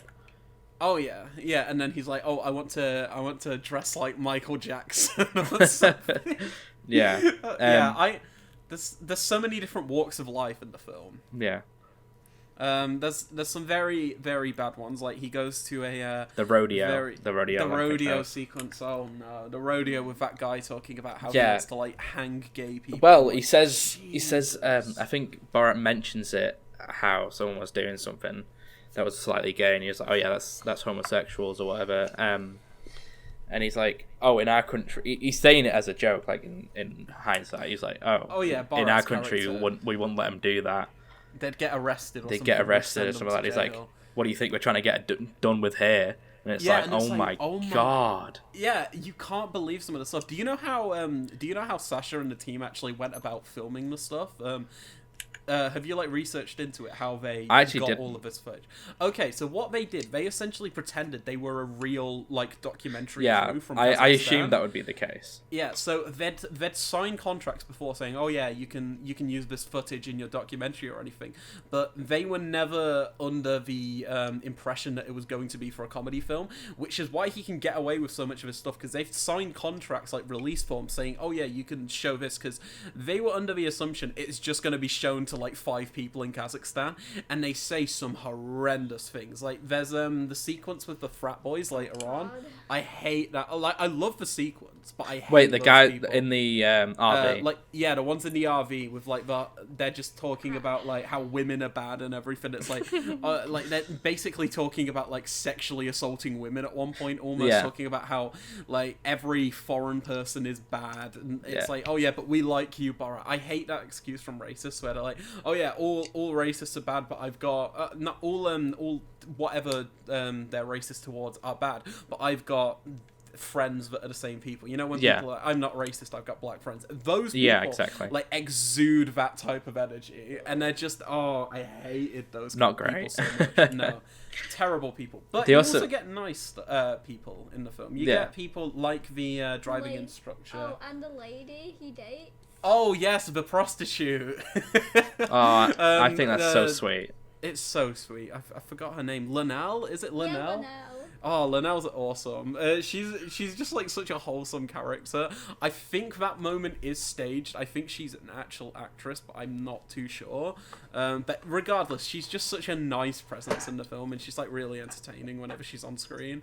And yeah, she's the only person who remembers his name, and it's just, that's what I mean. These films, a lot of people see them as gross out comedy because it's oh haha, he said offensive thing. But if you look at it on the surface level, sure, it seems offensive, but if you actually use your brain, you understand he's satirizing these type of people, and he's not actually racist when he does stuff like the running of the Jew. Sasha is a Jewish person, so he's not being racist. He's critiquing how people look at like we were going back to Megamind. If someone's different, like we were talking about Megamind, sorry, when somebody's different, they're like, oh, that's bad. And in Kazakhstan, the fictional Kazakhstan, should we say, because I don't think they're like that in Kazakhstan, but in the fictionalized Kazakhstan, they see people like Jewish people as oh, they're disgusting, or gypsies, and they're oh yeah. Well, no, they think gypsies have got magical properties.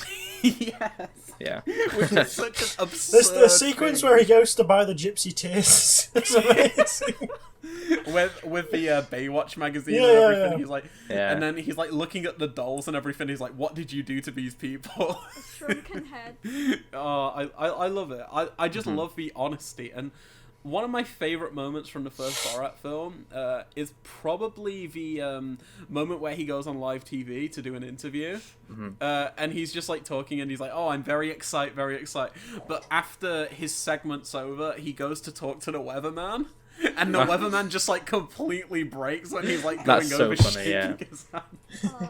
It's just such a wholesome moment, and they're the memories. They're they're the moments that stick out the most to me in the Borat films, when it shows the best of people. Because obviously you'll have moments like the people at the rodeo, and you the frat boys and whatnot, but you also have glimpses of good in humanity, which is good. And in the first film, I don't think it's like entirely like trying to be like negative necessarily. I think it's trying to have a perfect balance, but you can tell in the second film he was very like, America has went to shit, let's expose it. But there's still, even though all of this bad stuff is happening right now in the world, he's still able to get people to show the good side of America or the good side of humanity, which I find really impressive.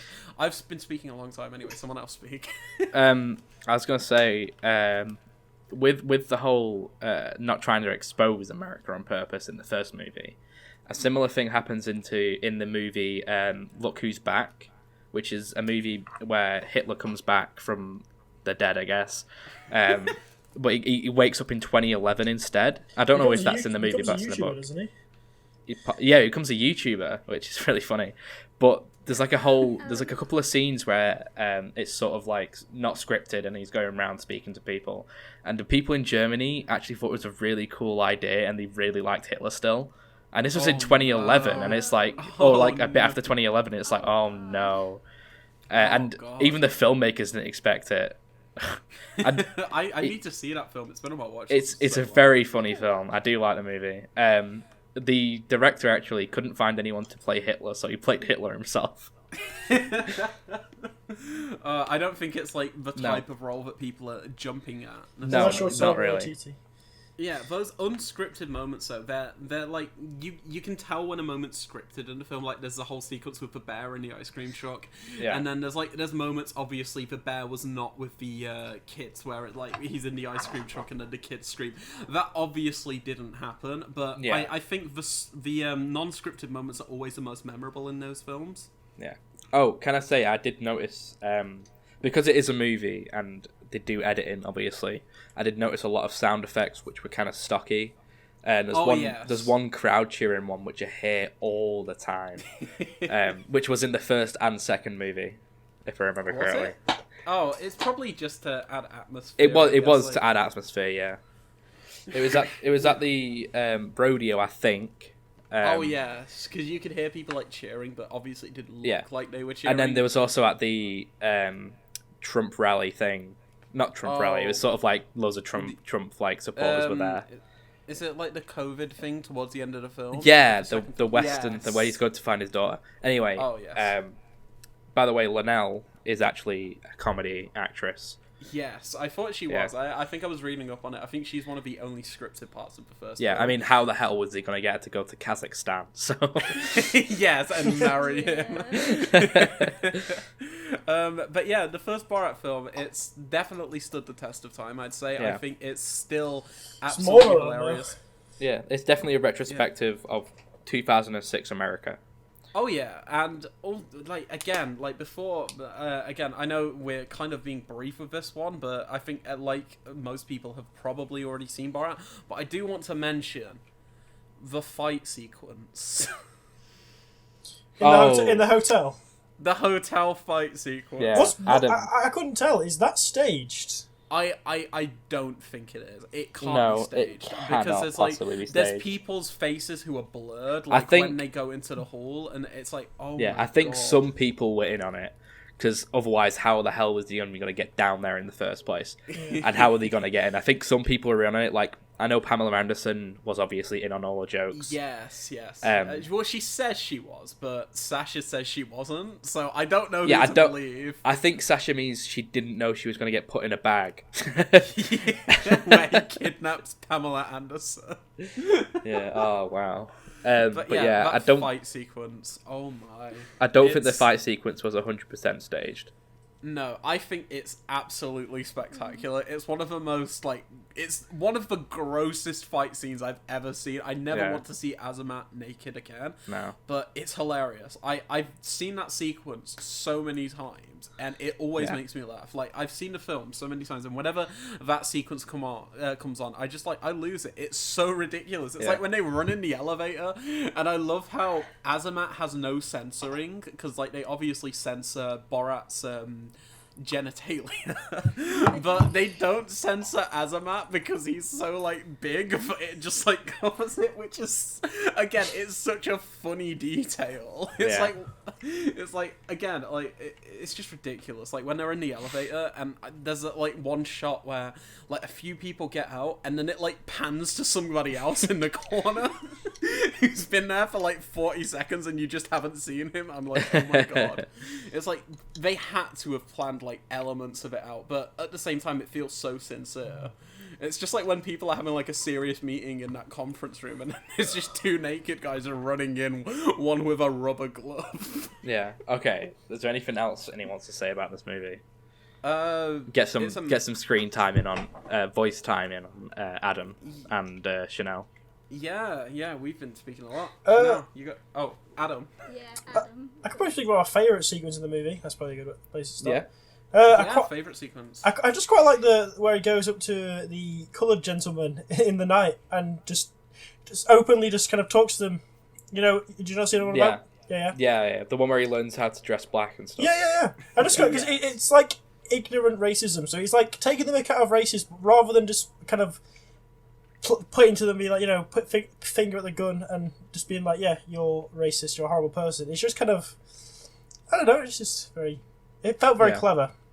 Yeah. Oh yeah, like that's the thing. Like Sasha is such a like clever person because he knows how to like gauge a situation. Because I think the best moments are when like something's unscripted. Like I think I was watching an interview with him and Don Cheadle talking about Who Is America and something else that Don Cheadle did at the time, and he goes on about how he'll like think out certain scenarios. So if he's like interviewing someone, he'll think it out for like months and months and months in the moment, but then but in the moment he kind of just like forgets all of that and just tries to make it seem as believable as possible when he's playing a different character. And you can definitely see that because there's some moments where someone will say something and he'll just react in like the most genuine way and it doesn't seem fake whatsoever. Can I say some of the best actors on the planet are ones that can stay in character even if things are kicking off in front of them. Oh yes. When people are shouting at him in the street or like avoiding him. When he goes to kiss the guy in the first part of the movie on the cheek and he just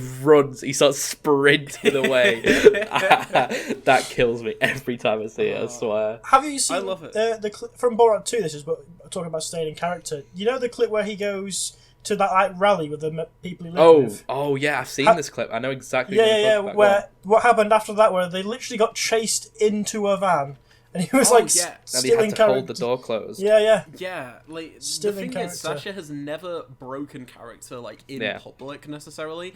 I think the first time he did it was in Borat 2, which we can talk about in a little bit. But that's what I find so impressive because he doesn't break character under these insane scenarios. Like I don't know how, like, because obviously I think in regards to the frat boys in the first film, I think the RV moment was staged. Like they didn't pick up Borat. I think the crew was just like, oh hey, let's film this in an RV, and then the frat boys were there or something. But the way they kind of get it onto Pamela Anderson, like in that, is like genuinely genius because they talk about something there. I think Borat brings up Pamela Anderson, I think, in the first film. He said and then one of them. He says he's in love with her, and one of them just so happens to have like an infamous sex tape or something like that. Yeah, and it's like it's genius because it's not only like kind of just getting to know these characters more, but it also progresses the plot in a way because obviously the general crux of the film is Borat wants to go and marry Pamela Anderson. So it's like you're using these people to tell your story when they think they're in a documentary, which I just find hilarious. Mm-hmm. In terms of my favourite scene, I'm trying to think really. There's so many. The fight scene is the one that I think of the most. I do like the sequence. Oh god, what was it? I do think the moment at the rally is quite interesting. The rodeo, where he sings the Kazakstan theme tune, national anthem. Yeah, so like talking about how America is bad, and I kind of like the bed and breakfast scene with the Jewish couple. Yeah. Well, that scene can I say so ridiculous? Yeah, go on. Is anyone else going to say anything about that? Because I want to speak about the national anthem part. Oh, we can talk about national anthem real quick. Yeah. And then the thing is, the lyrics of the song, the Kazakhstan national anthem, doesn't necessarily say like America's bad. They just say they're the best country in the world. They and also the way say all other countries are have well, they white do little say girls. that, but basically America's whole like vibe is they're the best country in the world. And as soon as someone else says anything different, then they start kicking off. And it's kind of like hypocritical in a way. Like, oh no, absolutely. Borat's there and he's like saying how he likes America and he thinks it's a great place. And because he's just singing his national anthem, they all start getting really upset. And it's like, okay. I love that sequence in particular just because he like when he's doing it he's like, oh yeah, we support like I think that at the time with the like Iraq war and everything there was the war on terror or something they called it, but he like shouts out, we support your war of terror instead of on terror, and then they're all cheering, and then there's also the moment where he's like, may George W. Bush like drink the blood of every innocent like civilian and child, everything, and then they still cheer, and I'm like, what the hell? And this is what I mean, like in Borat 2 there's obviously the musical sequence which we'll get to, but the way he's able to kind of like take a crowd and manipulate them at will, he has them on literal strings, and I find it so impressive.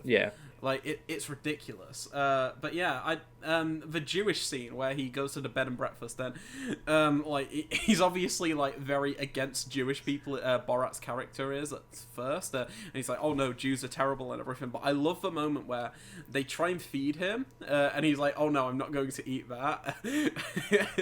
And then he like passes the food, and he's like, oh no, Azamat can eat it. He's fat. He like says that to him or something. But then they're like sleeping at night, and then two bugs like cockroaches come into the room or something, and they're like, oh no, they've shape-shifted, and they start throwing money at them. And then they run out the house. It's such a silly scene.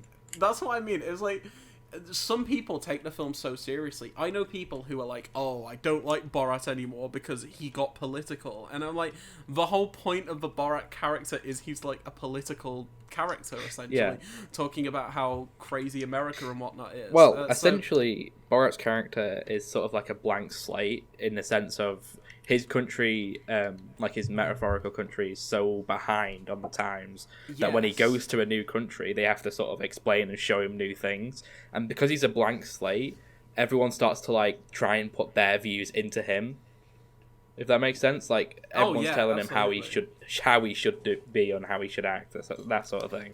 Yeah, that's the thing, because like they act like both films, and even Bruno to an extent, kind of show the like fake honesty that people have. Like they're more concerned with being nice on camera than actually being truthful.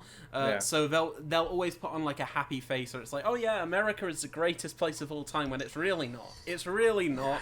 But they almost believe that, really. It's like with the driving instructor, like he goes on about, oh yeah, America's a great place and everything, but like as soon as Borat says, oh yeah, will you be my boyfriend, like he's joking with it, and he's like, oh yeah, sure I will, but there's like elements where he's like, oh no, you can tell this guy kind of wants to like tell him to like shut the hell up, Borat, because he's like, oh no, you can't do that. I think that guy's genuinely sweet in that scene, to be honest, because he knows he's sort of foreign. Like, you can tell Borat's foreign, and he's not having a go at him for being weird, because that's the way he is, and he doesn't know how to really act in America, I guess. So he's not really like going off on him because of that. I think it's kind of nice, like, to see that not everyone in America's messed up. Oh yeah, absolutely. Chanel. Hi. Thoughts on Borat? Go on. I liked it. Yeah, I can't really think of any scenes other than the ones everyone's already said. Like, I like it. Yeah. Do you think it stands the test of time? Like, even though you only watched it for the first time a few weeks ago, do you think it holds up? Yeah, like it talks about a lot of stuff what's like now really, as in racism and things like that. And it seems quite now time, I guess. Yeah, very exactly. relevant. Yeah. Relevant. Yeah. And I liked it. So we get onto Borat 2 now. Which Borat is current, is now. It's current, relevant. Can you say its full title, please? Which one? There's like 5 titles. The one on one on Wikipedia, the first one. Okay, one moment. Okay, so the title for this film is Borat's subsequent movie film, delivery of bribe to American regime for make benefit once glorious nation of Kazakhstan. Also known as Borat gift of sexy monkey to Vice Premier Mikhail Pence for make benefit recently diminished nation of Kazakhstan, and then Borat gift of daughter to Mikhail Pence for make benefit diminished nation of Kazakhstan, and finally Borat delivery of sexy gift to Rudy Giuliani in last ditch attempt to save Borat from execution and make benefit diminished nation of Kazakhstan. There you go. Thank you. And now we know all the titles. Yeah, there's so many titles for that film. And from now on, if you're going to refer to the film, you have to say all of them. No. No. I would say subsequent movie film. So who wants to go over the plot of this one? Chanel. What? No, it's your turn. Speak. What's Borat 2 about? At the start, it's about him giving a monkey to a person. The second plot is him giving a daughter to a person. The third plot is his daughter betrays him, and the fourth plot is him getting his daughter back. Yes. That was a good synopsis, to be honest. Yeah. Okay. End of episode. Yep. No. But yeah, I think the film it like takes place. It's like real time, so it's like 14 or so years after the first film, isn't it? Yeah. And yeah, since the first film, Borat's became like a huge sensation, and in America, not Kazakhstan. Yeah, he's turned Kazakhstan into an absolute joke. So the government have basically put him in a gulag. Gulags are not funny. The fact that Borat was in a gulag is funny. For the reason he was in the gulag. He makes friends with all the women in the gulag. It's really stupid. But then the Kazakhstan government have a great idea of him giving a pet monkey to Mikhail Pence. Sorry. It's not a pet so monkey. Everyone it is will like Kazakhstan's him again. number Everyone one will porn like star. Kazakhstan again. It's not a monkey. It's Kazakhstan's number one porn star. Oh yeah, sorry. Kazakhstan's number one porn star, who is also a pet. Okay, he is also a monkey. He has another job, doesn't he? He's like the an actor, isn't he? Oh yeah, no, he's also an actor. Yeah, like the he's an actor. He's in porn films. Isn't he a model as well? I'm pretty sure he's got like a government role as well. Because I'm pretty sure he controls he's supposed to control the entertainment. Oh yes, no, yeah, I remember that. Yeah, he controls the entertainment industry in Kazakhstan, which is just amazing. And then essentially, Borat's previous wife Linnell. It's not really explained what happened to her, but I assume she just left. And then he essentially has to go to America again, but this time it's not to create a documentary, it's to give a gift. But he has a few children now, a few more children, including Jeffrey Epstein and Huey Lewis, two of his sons, Jeffrey Epstein and Huey Lewis. And then he also has a daughter. Is it Tutka? What's her name? What's the daughter's name? Tutar, sorry. Tutar. Yeah. Tutar. His daughter, Tutar, essentially jumps into the box where they're shipping over the monkey, who, might I mention, he was express shipped over, so he was there the entire time. So I think he went from Kazakhstan to the US in a few days. But Borat had to go all around the world, which we'll get into in a little bit. But yeah, he had to take the slowest thing ever. I think it took him a month to get to the US from Kazakhstan. Yeah. Because he went on a boat and he went all the way, he went to Australia. I believe he calls it a luxury cruise. A luxury cruise, yes.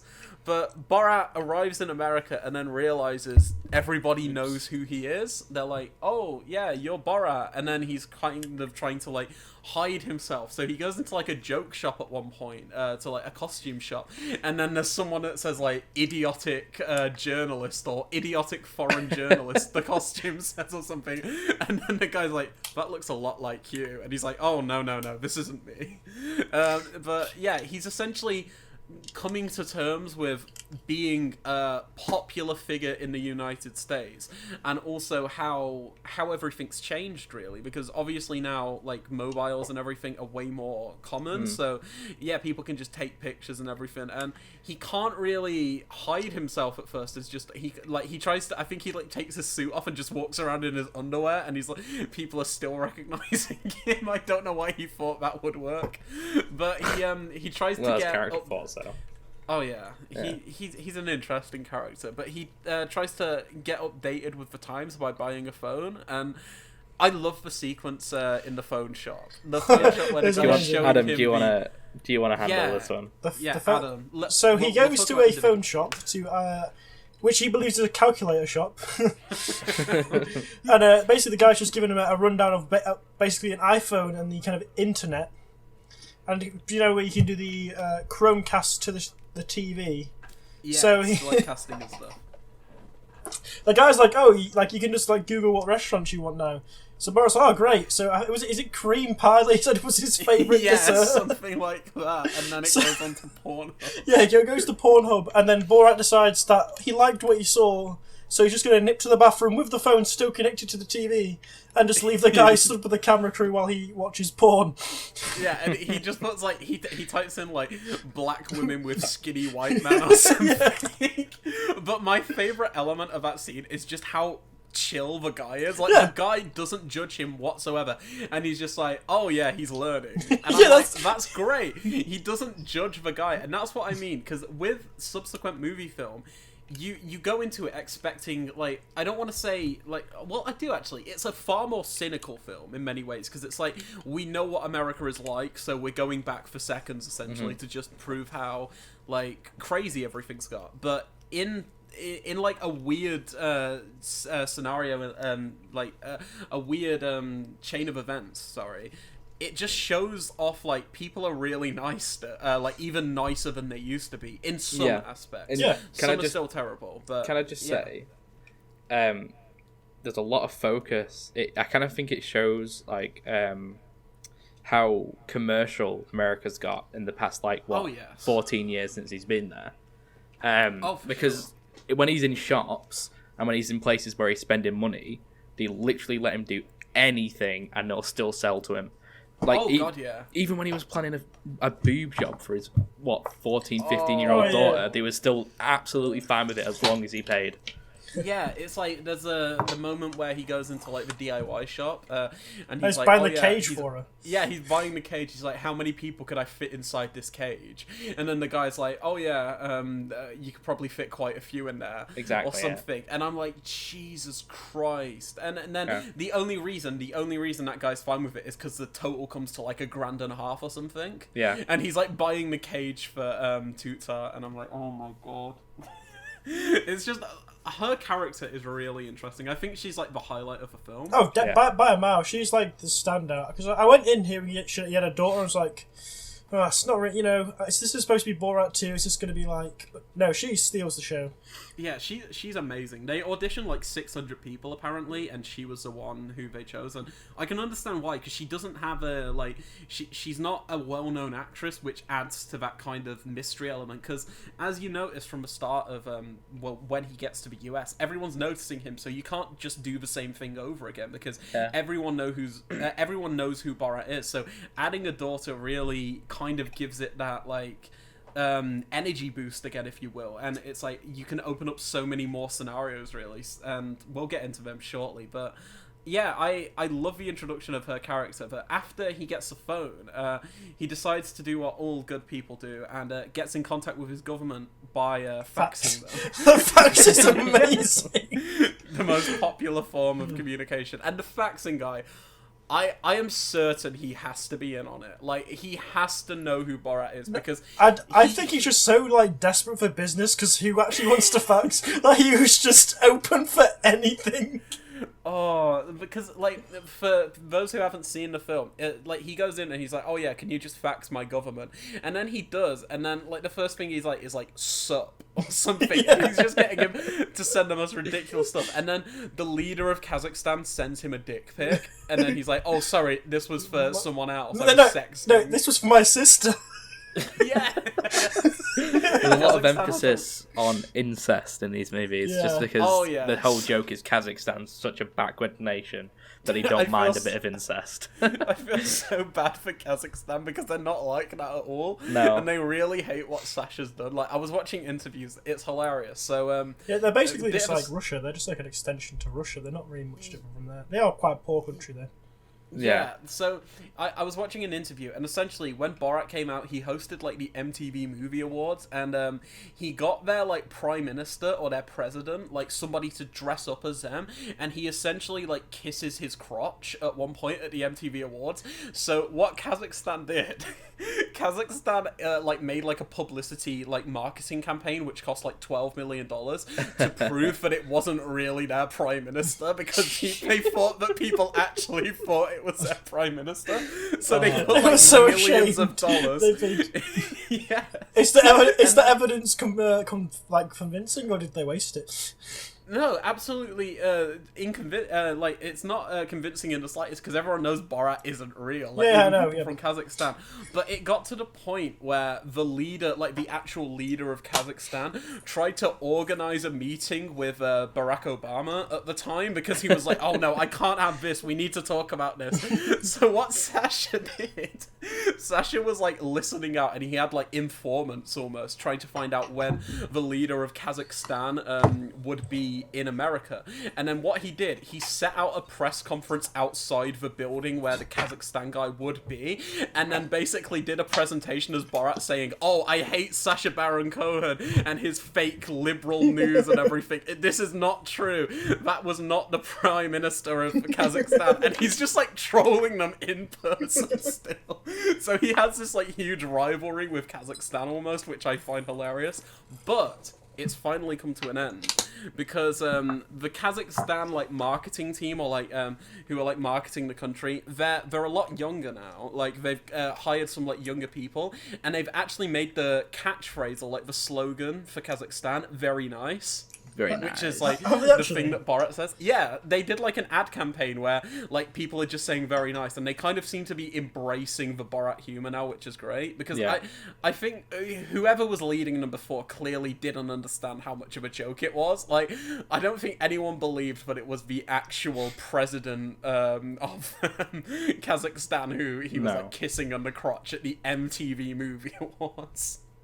Can I say, that's a great way to take this sort of thing, where you sort of embrace it rather than trying to prove everything's not real.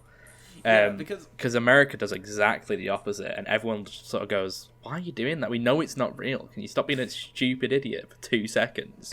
Yeah, and sometimes like Americans can't take a joke, but in a very different way. It's like sometimes they're just not up for it. It's like, I'm trying to think, like there's moments in like This Is America, not This Is America, Who Is America, where there's like staged moments and people are just not up for it, so they just flat out walk out.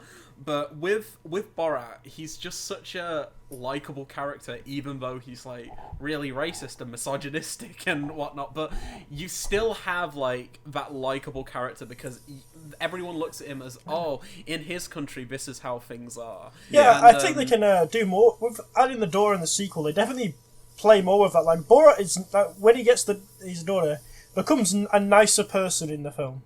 Oh, absolutely. Like even early on in the film, like when he buys her the cake and stuff. Like, the cake sequence. We should talk about that actually. Chanel, do you want to talk about the cake sequence?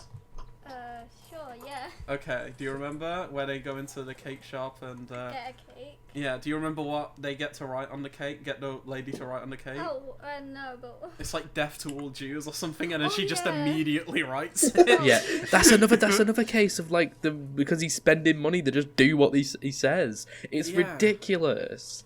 Yeah, so they're essentially getting a cake, and then Tutar wants one, doesn't she? Yeah, she wants a cake too, and then she gets one.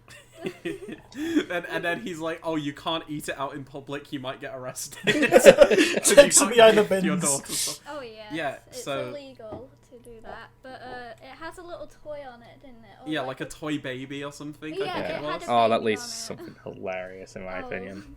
Yes. And then, of course, they eat it outside because it's illegal for women to eat cake, isn't it? Let's remember that. It's illegal. And then, oh no, she has a baby inside her now. Yeah, because she eats the like baby toy thing at the top. So they do what you have to do. And what do they go? Where do they go?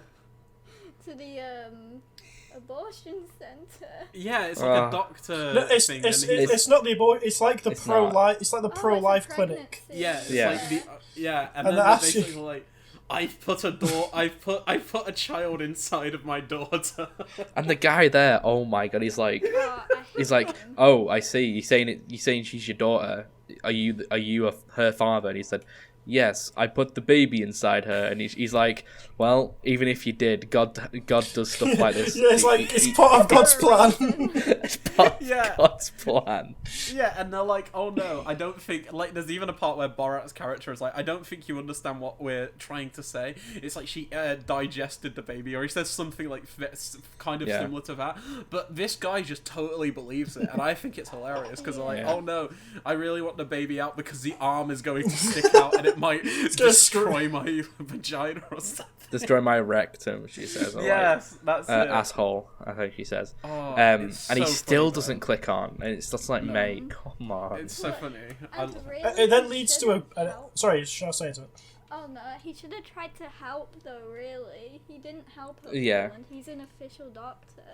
Yeah, I love another thing as well. Real quick, I love how they always put the like job title and full name of someone up. It's like, oh yeah, this person, he's like vice president or something, just to show these people are out there. Like they do it with the breast implant clinic as well. That guy's like a genuine like plastic surgeon, and you can go on his website, and I'm like, oh my god, that guy still has a job. To be honest with you, I think they kind of deserve it in that case.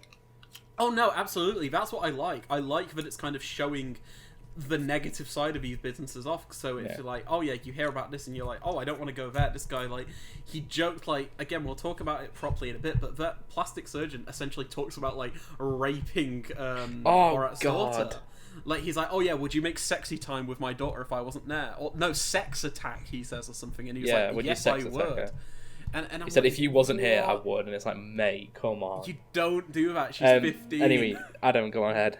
So the scene in which he's in the men's toilet room and she's shitting the baby out, and he's like going out, and then the guy's like, "Oh, daughters, am I right?" I love how Borat tries to relate to Americans but completely fails. He shouts, she's like, oh, should I keep it? Because the doctor said I should keep it. And he's like, no, why would you keep it? Just flush it away.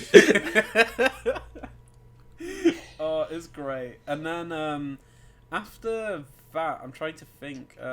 Then they have the like father-daughter ball, don't they? Yes. Yeah. So the fertility dance. Oh, the blood moon dance. The moon blood dance. Sorry. So that sequence, if you didn't know, is actually scripted to a degree. Yeah. So they essentially paid every one of the like father-daughter people like $100, and they were just like, oh yeah, we're just making a documentary about this stuff. So they paid the people, but everything else is genuine. The reactions are genuine, and that guy, I think everyone can I say knows which I'm talking about. He says, how much does my daughter much would you pay for my daughter? Yes. And he's like $500, and his daughter just turns around. That's fucking gross. And I'm like, oh, you can tell she's so mad. It's like the most genuine reaction in the film from anybody. Yeah, it's like, Jesus Christ, how do you find these people? And then obviously she has her period or her moon blood. And then she does her dance. Yeah. Which, what was you gonna say, Adam? Nothing. I was just gonna bring up the dance. Oh, you're gonna bring up the dance. Okay. Yeah. Do you want to talk about the dance? I don't. I don't. Well, it's I don't know. It's an experience. It's definitely worth a watch if you're into that kind of thing. It's gross, but the dance it's very starts funny. and they're just doing this weird dance, and everyone's sort of clapping along because it's funny and it's exciting. And towards the end, you like getting through it, everyone's starting to like clap less, sort of like go, oh no, what the hell is going on? And then she exposes her lower region with blood all over it. Well, it's got like something covering it, obviously, but yeah, it's still there. Yeah, and it's just absolutely gross, but it's hilarious. It's like genuinely just gauging the reaction of these people, because again, it just goes back to like, oh, in their country they do something different. You can tell these people are just like absolutely disgusted, but it makes it hilarious. I'm not huge, like, again, like, I don't like Sasha's scripted stuff a lot of the time. Like, I think in Grimsby, I think it's like, it's trying to be too, like, vulgar for the sake of it, like the elephant scene. That's all I'm saying. The elephant That's scene. not vulgar I don't at all. like that scene. Yeah, with that, I think it pushes the boundaries just far enough where it's hilarious, but it's not like just gross for the sake of being gross. It's just still funny. It adds to the story too. Yeah, because she's developing more and she's like learning more about herself as a like as she's going through puberty and whatnot. Yeah, we haven't even mentioned the book. Oh, the book. Oh god. Chanel, Who wants to handle the book? Chanel. Wait, what? The book. Oh no.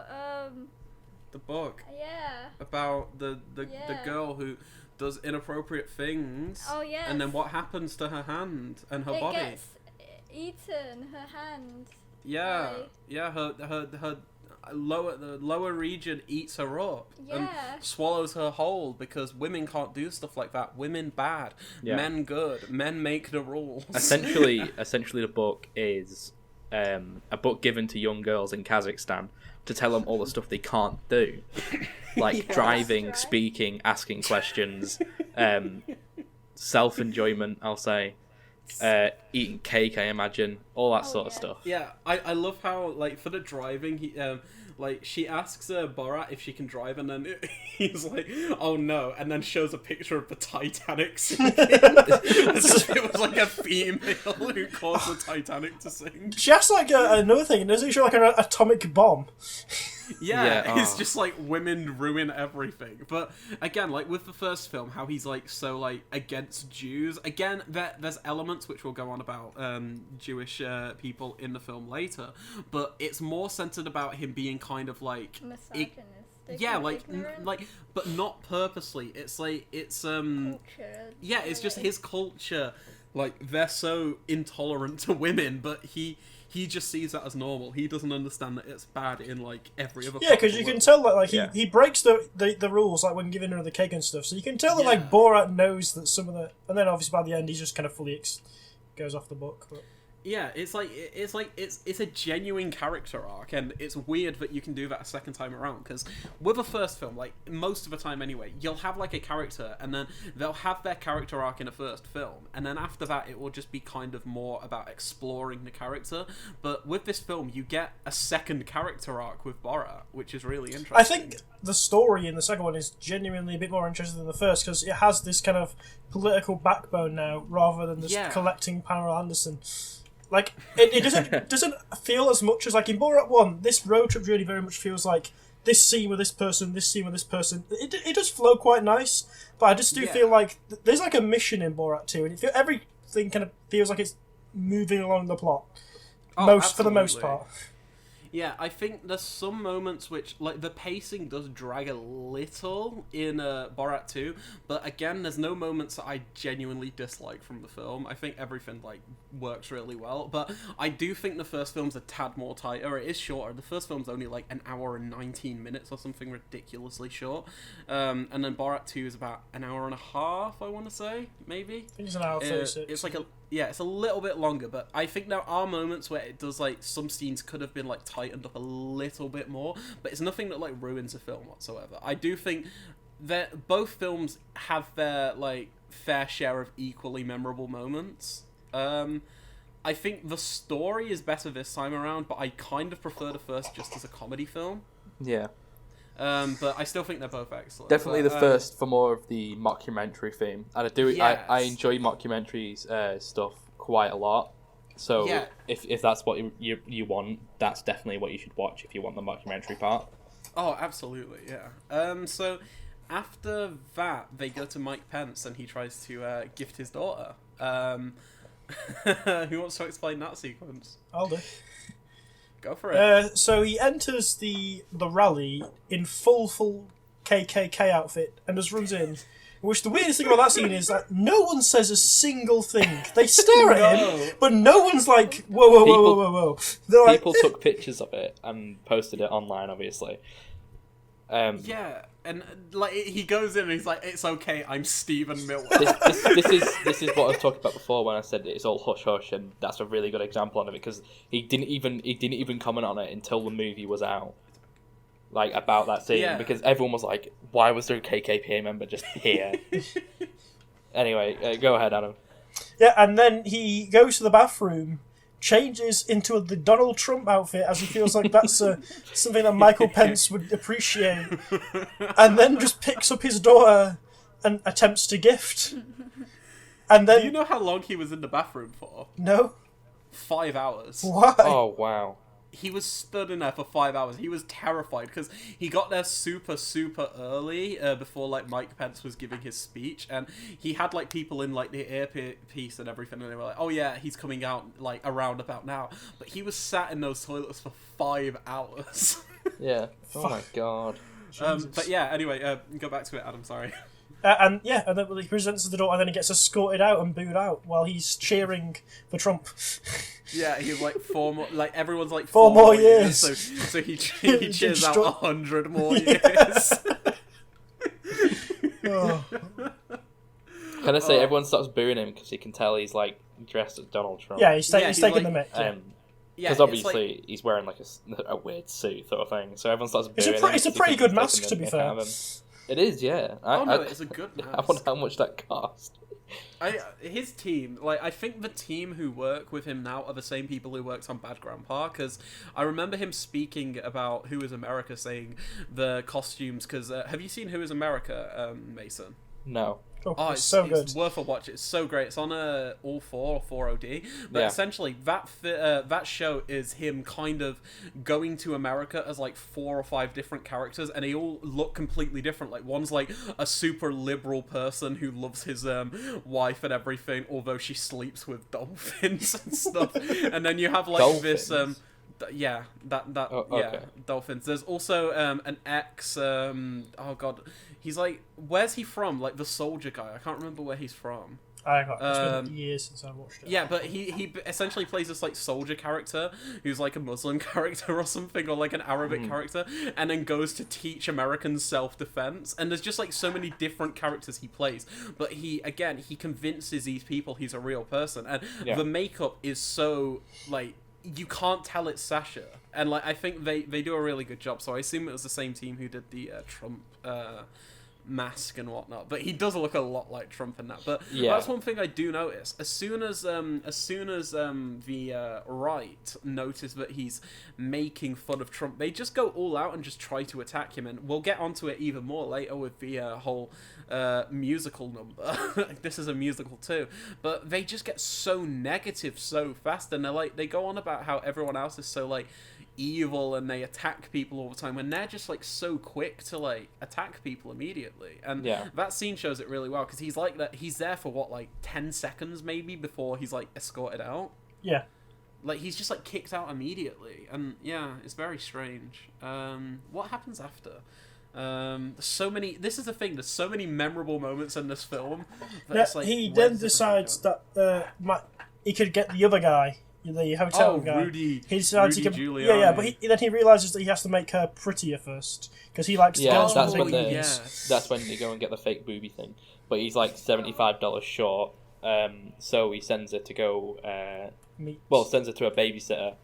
I love her. I love the babysitter. She's been compensated, by the way. A great deal. Because She Yeah. Like, I think they made like a GoFundMe. So a quick backstory is she essentially assumed it was a documentary about just a father and daughter, and then she felt a bit misled when she realized it was a comedy film, because she essentially looks after Borat's daughter for most of the film and kind of teaches her, it's like, oh no, if you touch your area you won't get eaten up, and you don't have to like look prettier because you're already a pretty girl. Yeah. And stuff like that. That's what she like gives her, like really nice life lessons, and she's like one of the nicest people in the film. I don't want to say, like, again, I'm not like trying to say she's not the nicest, but the two Jewish ladies that we will talk about soon. Oh, yes. I love them. Yeah. But she's just like, she's another example of just how nice America can be, which I don't think Sasha was trying to go for. I don't think he was trying to say, oh yeah, America's going to be great, because you can tell he's very like politically driven in this film, and he's like, yeah, I want to expose Trump, and I will go as far as I can to get people close to him, because he did that with Who is America, but then with like Rudy Giuliani's interview and everything, you could tell that was the main focus of this film, because he even wanted to get it out before election day for that exact reason. But there's still elements that just show how nice America can be and how nice some of the people there are. Yeah, just got to find the right people, essentially. Yeah, but the babysitter, she's absolutely amazing, and after she felt a bit misled, they made like a GoFundMe, which reached like, I think it was like 100,000 or 200,000 in a few days. He also donated like 200 grand to he donated. Yeah, he donated so much. He's I such a think nice it came guy. from because she also lost her job because of COVID, didn't she? She's like, I don't think she could babysit anymore. Oh yeah, because there's a moment. That's another thing as well. So the film kind of like flawlessly It is such COVID. a good way. It doesn't feel like a 180 shift. It's like it's definitely a twist. They use it as a twist rather than the plot, but it doesn't feel very cobbled together, which apparently it was. Yeah, which is strange because there's just moments. So like he wants to get the surgery and everything. He wants his daughter to get the surgery, but then they kind of argue because she's like, oh no, all of the book is lies and everything, and then she basically just goes off on her own and she becomes like a reporter for the alt-right, which I think's hilarious because she wants to like give herself to Rudy Giuliani, but she's kind of gone for a while. So Borat kind of comes to grips with the fact that everyone's gone because like the streets are empty because of COVID, and then he meets some of the more interesting people in the film. The what do we call them? The Republicans. Well, they have a flag in the house that says conspiracy "Don't step on me." theorists. Yeah, The conspiracy I think that's what he theorists, calls them. the "Don't step on me" flag, and they're very much Trump supporters, I'd say. Oh yeah, I think. But in my opinion, they're genuinely nice people. Yeah, that's the thing. It's like I don't agree with half of the shit they say. They say some, the Hillary stuff where they go on about how Hillary drinks the blood of children and stuff, and like sacrifices them. I'm like, what are you on about? But they genuinely stick with Borat, and I love that element. Like again, it shows even these terrible people. Like terrible people from a moral standpoint, they still offer this stranger a home, and he was there for 5 days with them. Like he stayed in character for 5 days. I don't know how he did it. He slept in the same house, and I'm like, genius. You're a genius, Sasha. When when did he meet the Jewish ladies then? That was before the COVID thing. Yeah, I was going to say it's before the COVID thing, wasn't it? I think that's the scene just before it when he's lost her and he's going to. No, that's before. That's when he.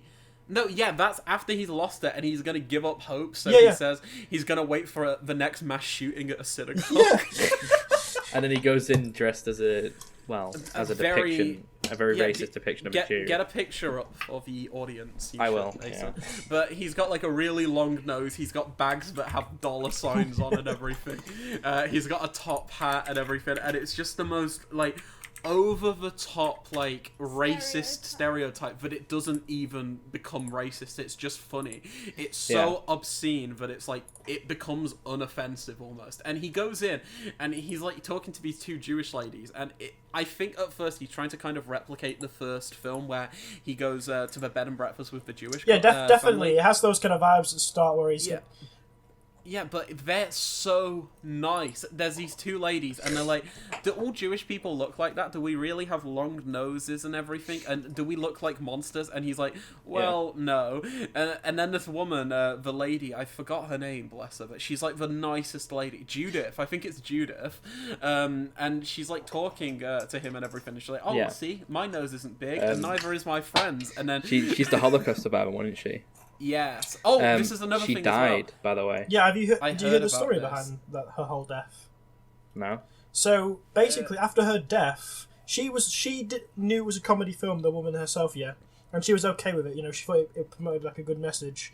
But after she died, her family decided that they didn't like that, so they are trying to sue Sacha Baron Cohen right now I think the lawsuit's been dropped because what Yeah. he did, if you watch, it's an Amazon Prime original. He dedicated the film to her. Yeah, he dedicates the film at the end, but also if you have the trivia on, there's a moment either during that sequence or at the end of the film where you can click on a link on the trivia and it will send. It's like a promo for her church and her website and everything. Yeah. So he made a separate short video kind of spreading awareness about that, which I think is really nice. And it's the only time in Sash's history of over 20 odd years of being in all these characters that he's actually broken character, because he's been told a little bit before this that the Holocaust was fake.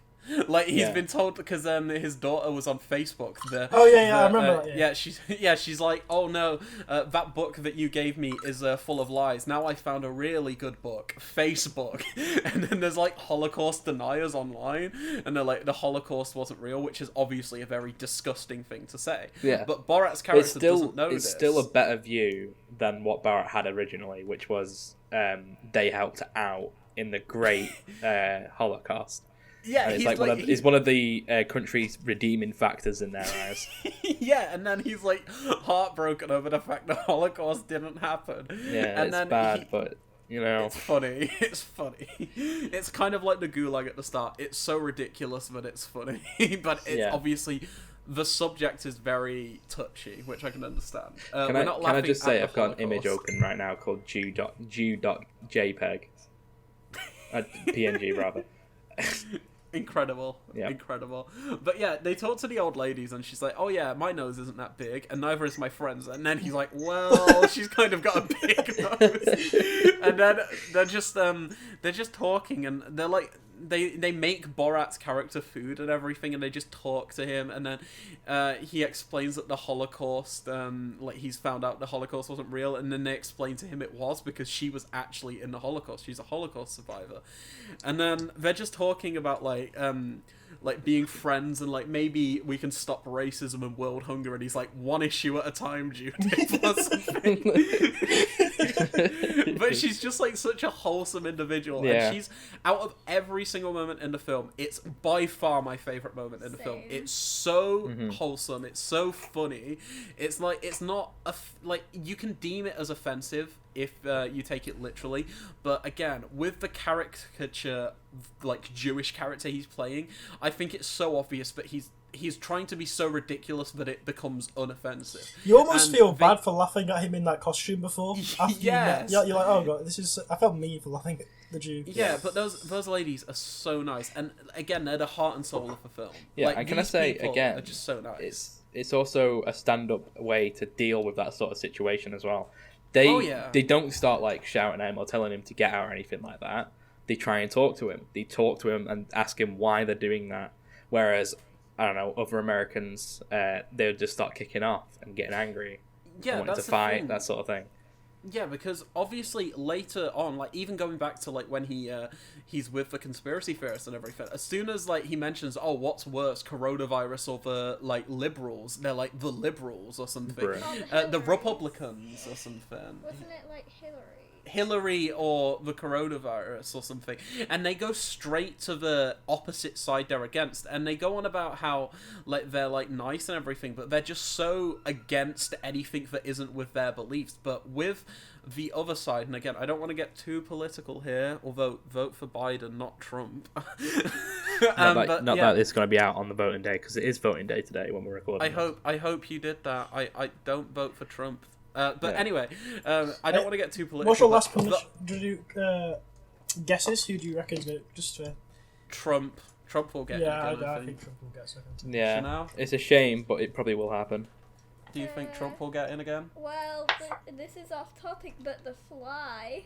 Oh, explain The Fly real quick. I've said this 3 times now, but last time it was Hillary versus Trump. A fly landed on Hillary. She lost.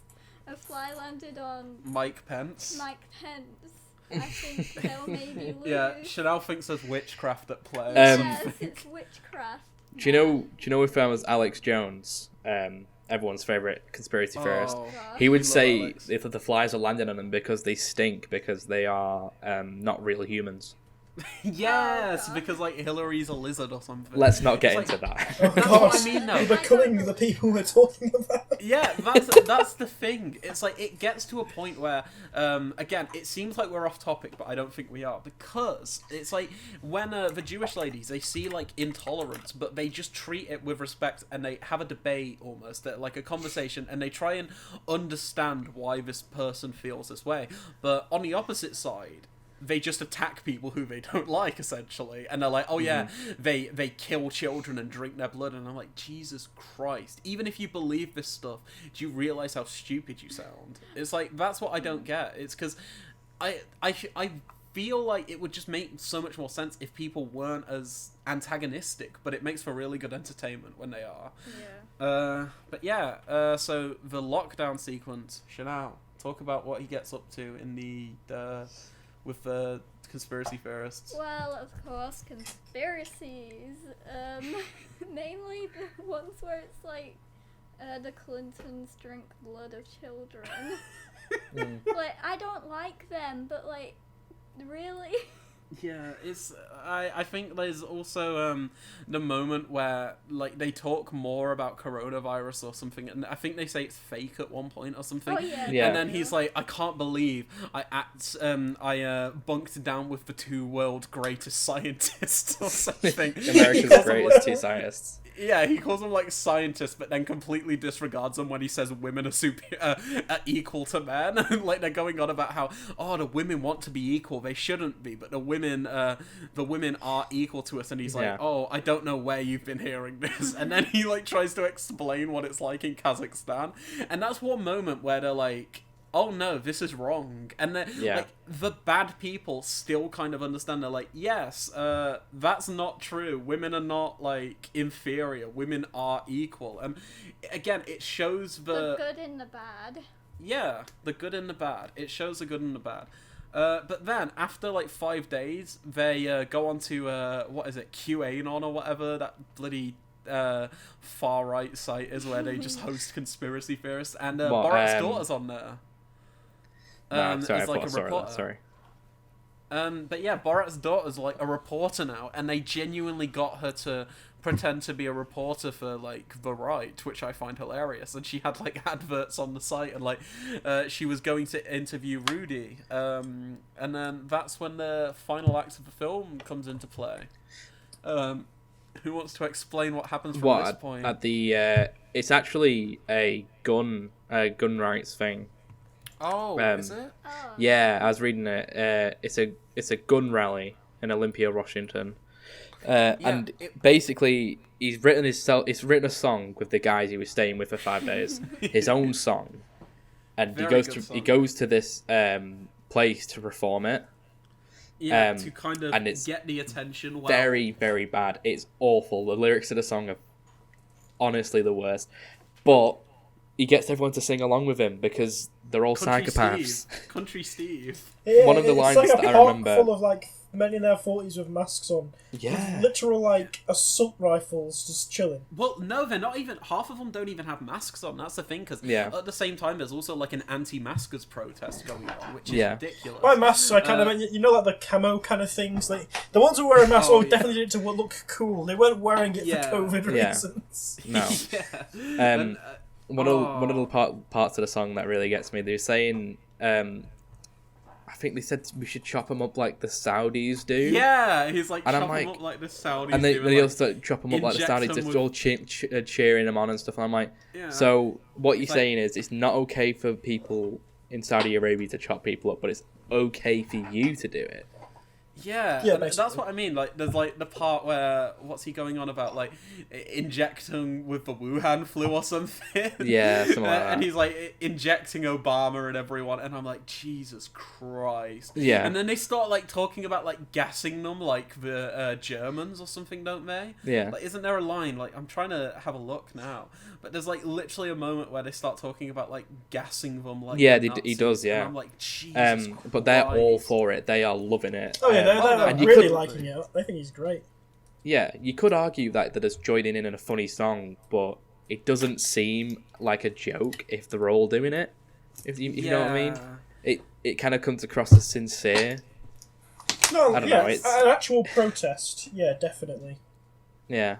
It's ridiculous. It's absolutely ridiculous. That sequence, like, the song is so terrible, but it's like, it's really kind of funny how he has them on strings, essentially. But they find Borat's daughter and try to convince her out of giving herself over to Rudy Giuliani to make Kazakhstan great again, once again. No, I think the idea at this point is that they go over to her. She has to do that. They want to do it.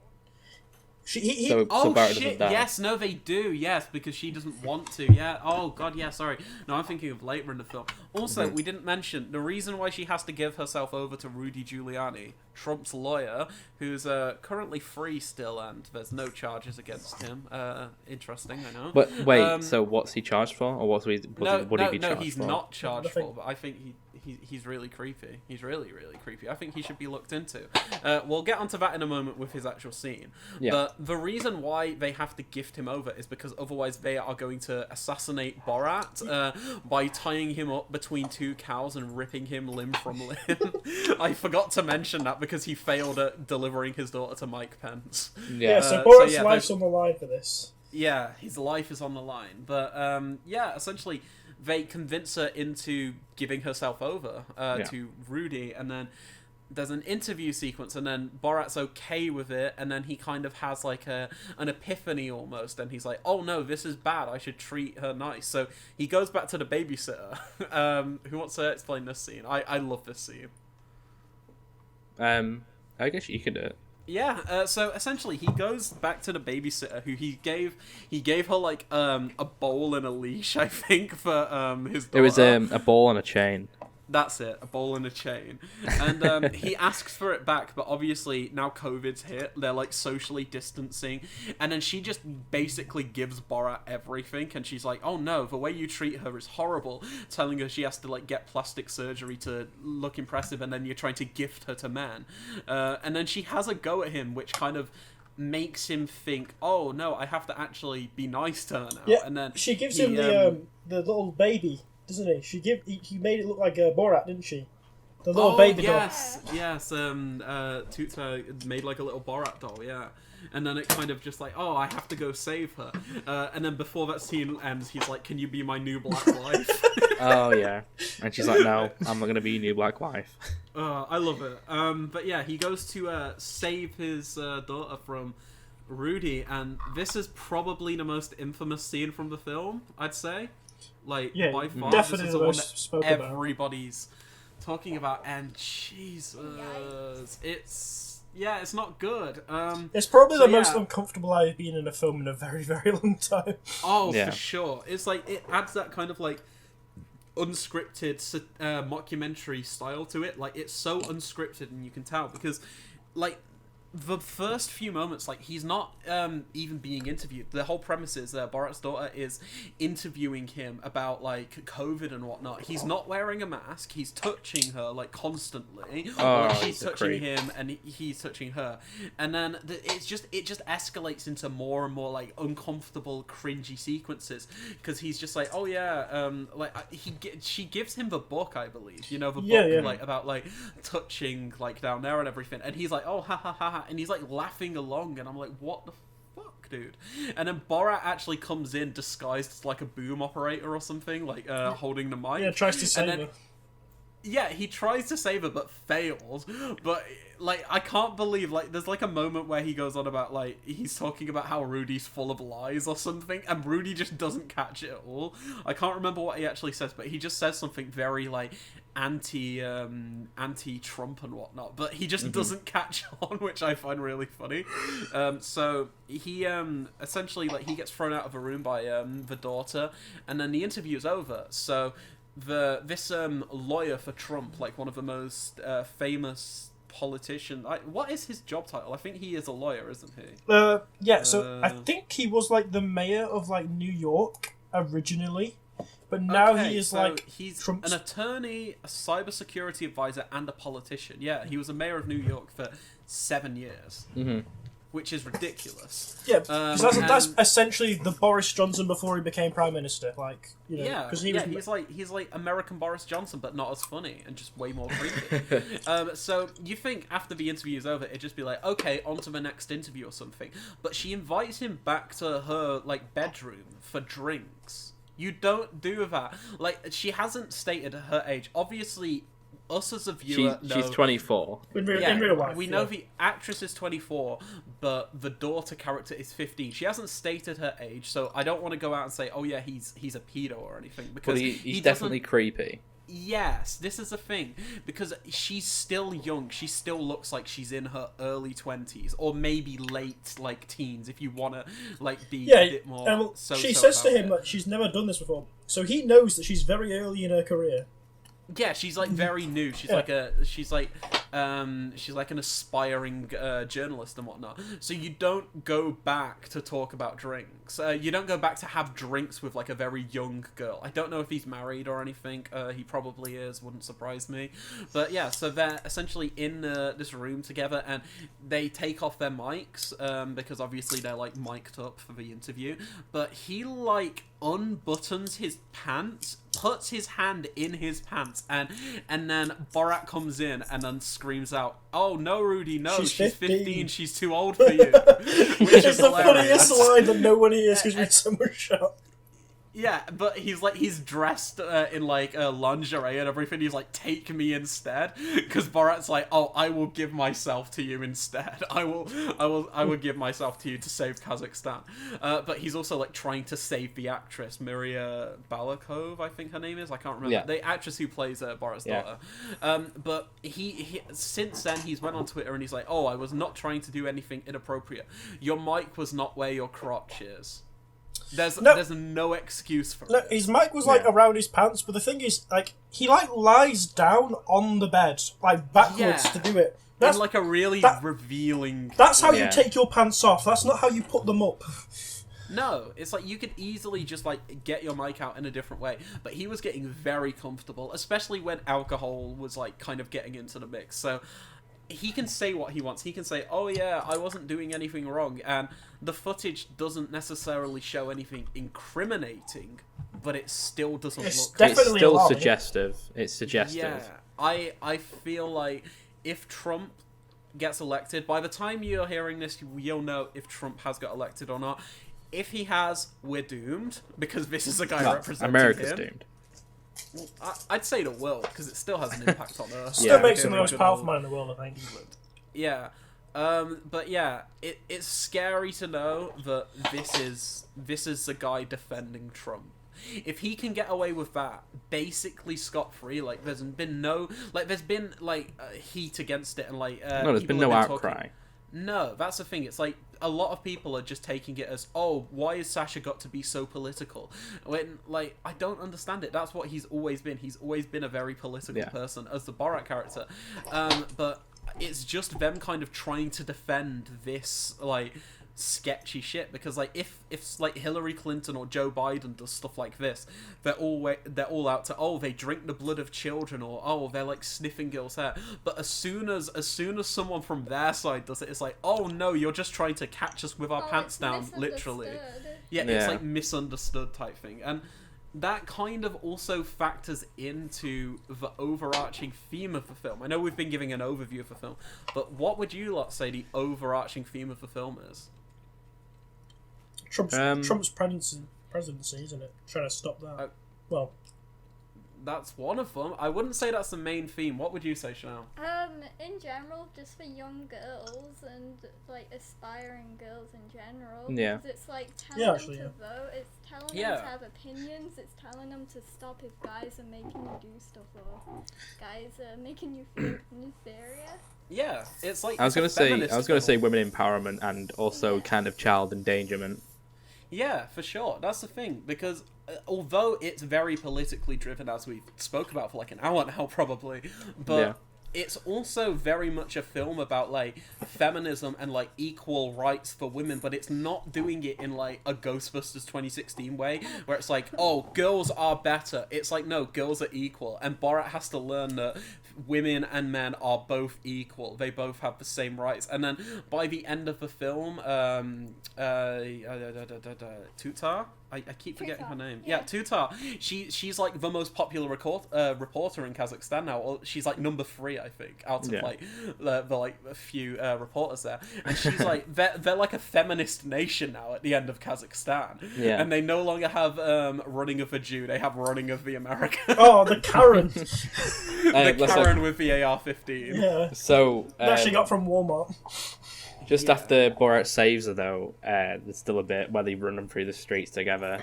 Oh, yeah. Because like, well, he realizes that he loves his daughter, and he does say he loves his daughter more than his sons, which is kind of nice. Yeah. It's really nice, and it just, again, it's adding character to this really ridiculous like character. Like Borat is a ridiculous character on the page, but somehow they managed to give him heart and like character and like a progression and a character arc twice, which I think is really interesting. But yeah, I love this film. I think it's hilarious. Oh, coronavirus part of it. Oh my God! How could we forget? The biggest twist? Who wants to handle that? Okay. Who wants to handle the twist? Do you want to do it, Adam? Go on, Adam. I can't. Yeah. Okay, so at the very start of the film, they inject. Was it gypsy tears that they injected? Gypsy tears. Gypsy tears. Yeah, they protect Borat. Yeah, so it's like a standard flu vaccine, and then it comes out at the end of the film. Borat goes back to Kazakhstan, ready to accept his death. Like, he loves his daughter, he wants to accept his death. But then he gets there, and the president isn't, too bothered about him not doing it, and he's like, oh, why? He's like, everyone makes mistakes. Yeah. And then he starts looking around the room and kind of putting the pieces together. And then it comes out, and the cruise ship at the start was actually a ploy, and it was Kazakhstan that caused coronavirus. Sent him to Wuhan on purpose. They sent him. Yeah, and he's like eating the fish and touching the fish and coughing all over them and everything. I think that is the funniest green screen I've ever seen. No, I think my favourite moment of that entire sequence is where he goes to Australia with Tom Hanks. And he coughs on Tom Hanks. Yes, it's the best cameo. I think that is so funny, and I love that Tom. Did I say Tom Cruise? No. I meant Tom Hanks. Sorry. You said Tom Hanks. But yeah, Tom Hanks. The fact that he's up for it after being like the first major celebrity to be diagnosed with it, I love. Like, I absolutely love that he's just like, yes, you can give me coronavirus, Borat. Yeah. Considering he survived it, I'm pretty sure he'd be in high spirits about it. Yeah, I think that is like the funniest like cameo of the film. Like, there's not many cameos necessarily, but I think it's just such a funny thing, and both times I've seen the film, it's like, it almost makes me cry. It's so funny. But yeah, Kazakhstan essentially caused coronavirus, which is why he went on a separate trip, because they didn't want to oh, we didn't even mention his daughter ate the monkey. That's why they couldn't give the monkey away. Yeah, we forgot to mention that was kind of small, but it was still pretty funny. She said it ate itself. Yeah, and then admits later when they have an argument that she ate it. But yeah, so that's why they were shipped over in a crate, because they didn't want COVID. Anyway. No, they did, because, But that's Borat 2. Borat 2. Feminism good. Running of a Jew cancelled. Trump is bad. Trump is bad. Please, please, please don't have voted for We Trump. We hope it hasn't happened. We hope it hasn't. We'll find out very early in the morning. I reckon. I'm terrified. But scores for Borat's subsequent movie film. Borat 1 is I'd say an 8, and then Borat 2 is a 7 for me. Okay. Adam? I'm just checking my letterbox now, but I think I on first initial viewing, I think I give Borat a 2, or subsequent movie film an 8, but I think it's still an 8. I think it's probably a 7, with the first one being an 8. Yeah, I think the first one is a masterpiece. Like, I genuinely have no issue with giving it a 10 out of 10, because it succeeds at everything it sets out to do. I don't think there's like a boring moment in that film. It holds up on repeat viewings, and it's a very like intellectual film if you actually try to look at it from that perspective instead of just being like, oh, he's being racist. So yeah, the first is like an easy 10 for me, and I think subsequent movie film it's constantly riding the line between a 7 and an 8, because although it is funnier and I do appreciate the messages, there are moments where the filmmaking isn't like, not that the filmmaking in the first film was excellent by any means, but I think it's such a tightly paced film and it felt so original. And as you were saying before, I kind of prefer the mockumentary aspect to the first film, because that's kind of completely gone in the second one. But there's no reason for him to be filming it in the second one. They don't give an actual reason, do they? No, I think it's just because, hey, we can film these if we I think it's documentary. documenting the fact that he was going to give a gift to someone in a political position. That was the idea. Yeah, I guess, but there's not as much of a focus this time around, because I don't think, like, it was very strange. It was just more like, oh yeah, we can do this, but this time there's no real explanation. I remember saying to you, we haven't got Chanel's rating yet. Go on, Chanel. Oh, Chanel, what do you give the two films? What do you give? 8 and 7. You think, so everyone's around. Everyone thinks the first is better, but they're both great films. They're both great films, don't Oh yeah, some of the best, probably the best comedies from the 21st century. Oh yeah, definitely. They're up there for sure. They're so hilarious. Anyway, I remember saying to Leon just before, when we was watching the movies and when we was talking about them before the podcast, I said they're both essentially the same movie. Because they give Borat a reason to go to America. He goes to America, he does loads of stuff, sort of ties up the end of the story, and then comes back. Yeah. And something's different in Kazakhstan after that point. But that's only like a general overview. I'm not saying it's like exactly the same. The same is sort of the same. Yeah, I can see your point. They're very similar movies. It's hard to argue that they're not similar movies. Yeah. Yeah, so I can understand, like, the second time it's not as fresh, necessarily, but they still add things and, like, add new elements, such as the daughter character and whatnot, and just, like, gifting the daughter to make it interesting still. But I do think the original film is more unique, should I say? Yeah, going into the second one, I was kind of scared Borat would come off like he was playing a character again, because now Borat's become so, like, everyone's like, oh, very nice, that kind of stuff. Whereas he did kind of fit naturally back into the role, which was quite nice. Not something I was expecting. It didn't, like, at first I thought it was relying a little too much on, like, callback, like, reference humor, because he, like, says wow, we were, and, like, a lot of, like, the catchphrases over and over again. But after a while, it kind of just stops, which I'm happy with, because I think it's just bringing the audience back in, but not making it like those bad sequels that come out like 10, 15 years too late, where it's just like, oh yeah, remember this moment from the first film? Like, there's like elements, like, they could have just brought out the green, what do you even call it? The Speedo thing? The swimsuit thing he wears from the first film, the iconic thing he wears. The mankini. Yeah, the mankini, but then he wears like a mask-kini at the end of the film, which is hilarious. But yeah, I love it. I love these films, and I'm glad we got to speak about them because they're very relevant, as we've no doubt went over countless times now, and I think they'll stand the test of time. I do think this one will. I also think it's very interesting because, like, when the Mike Pence scene happens, it's right at the start of when COVID struck, and they're like celebrating the fact that there's no deaths, like no COVID deaths in America, and they have like 15 cases, and I'm like, oh my god, this is already like so outdated, but it's also a good like time capsule almost, to like showcase what it was like back in, that would have been like April, wouldn't it? March, April. I think it was April. And it's just like, Jesus, we've came so far since then, and it's just got so much worse. I'm pretty sure one of his quotes is like, this proves that the virus like won't really affect us. I'm pretty sure he says something not. It's ridiculous. I don't know how I don't know. I just think it's so ironic looking back at it now, but at the time, they probably thought that was the case. It's ridiculous.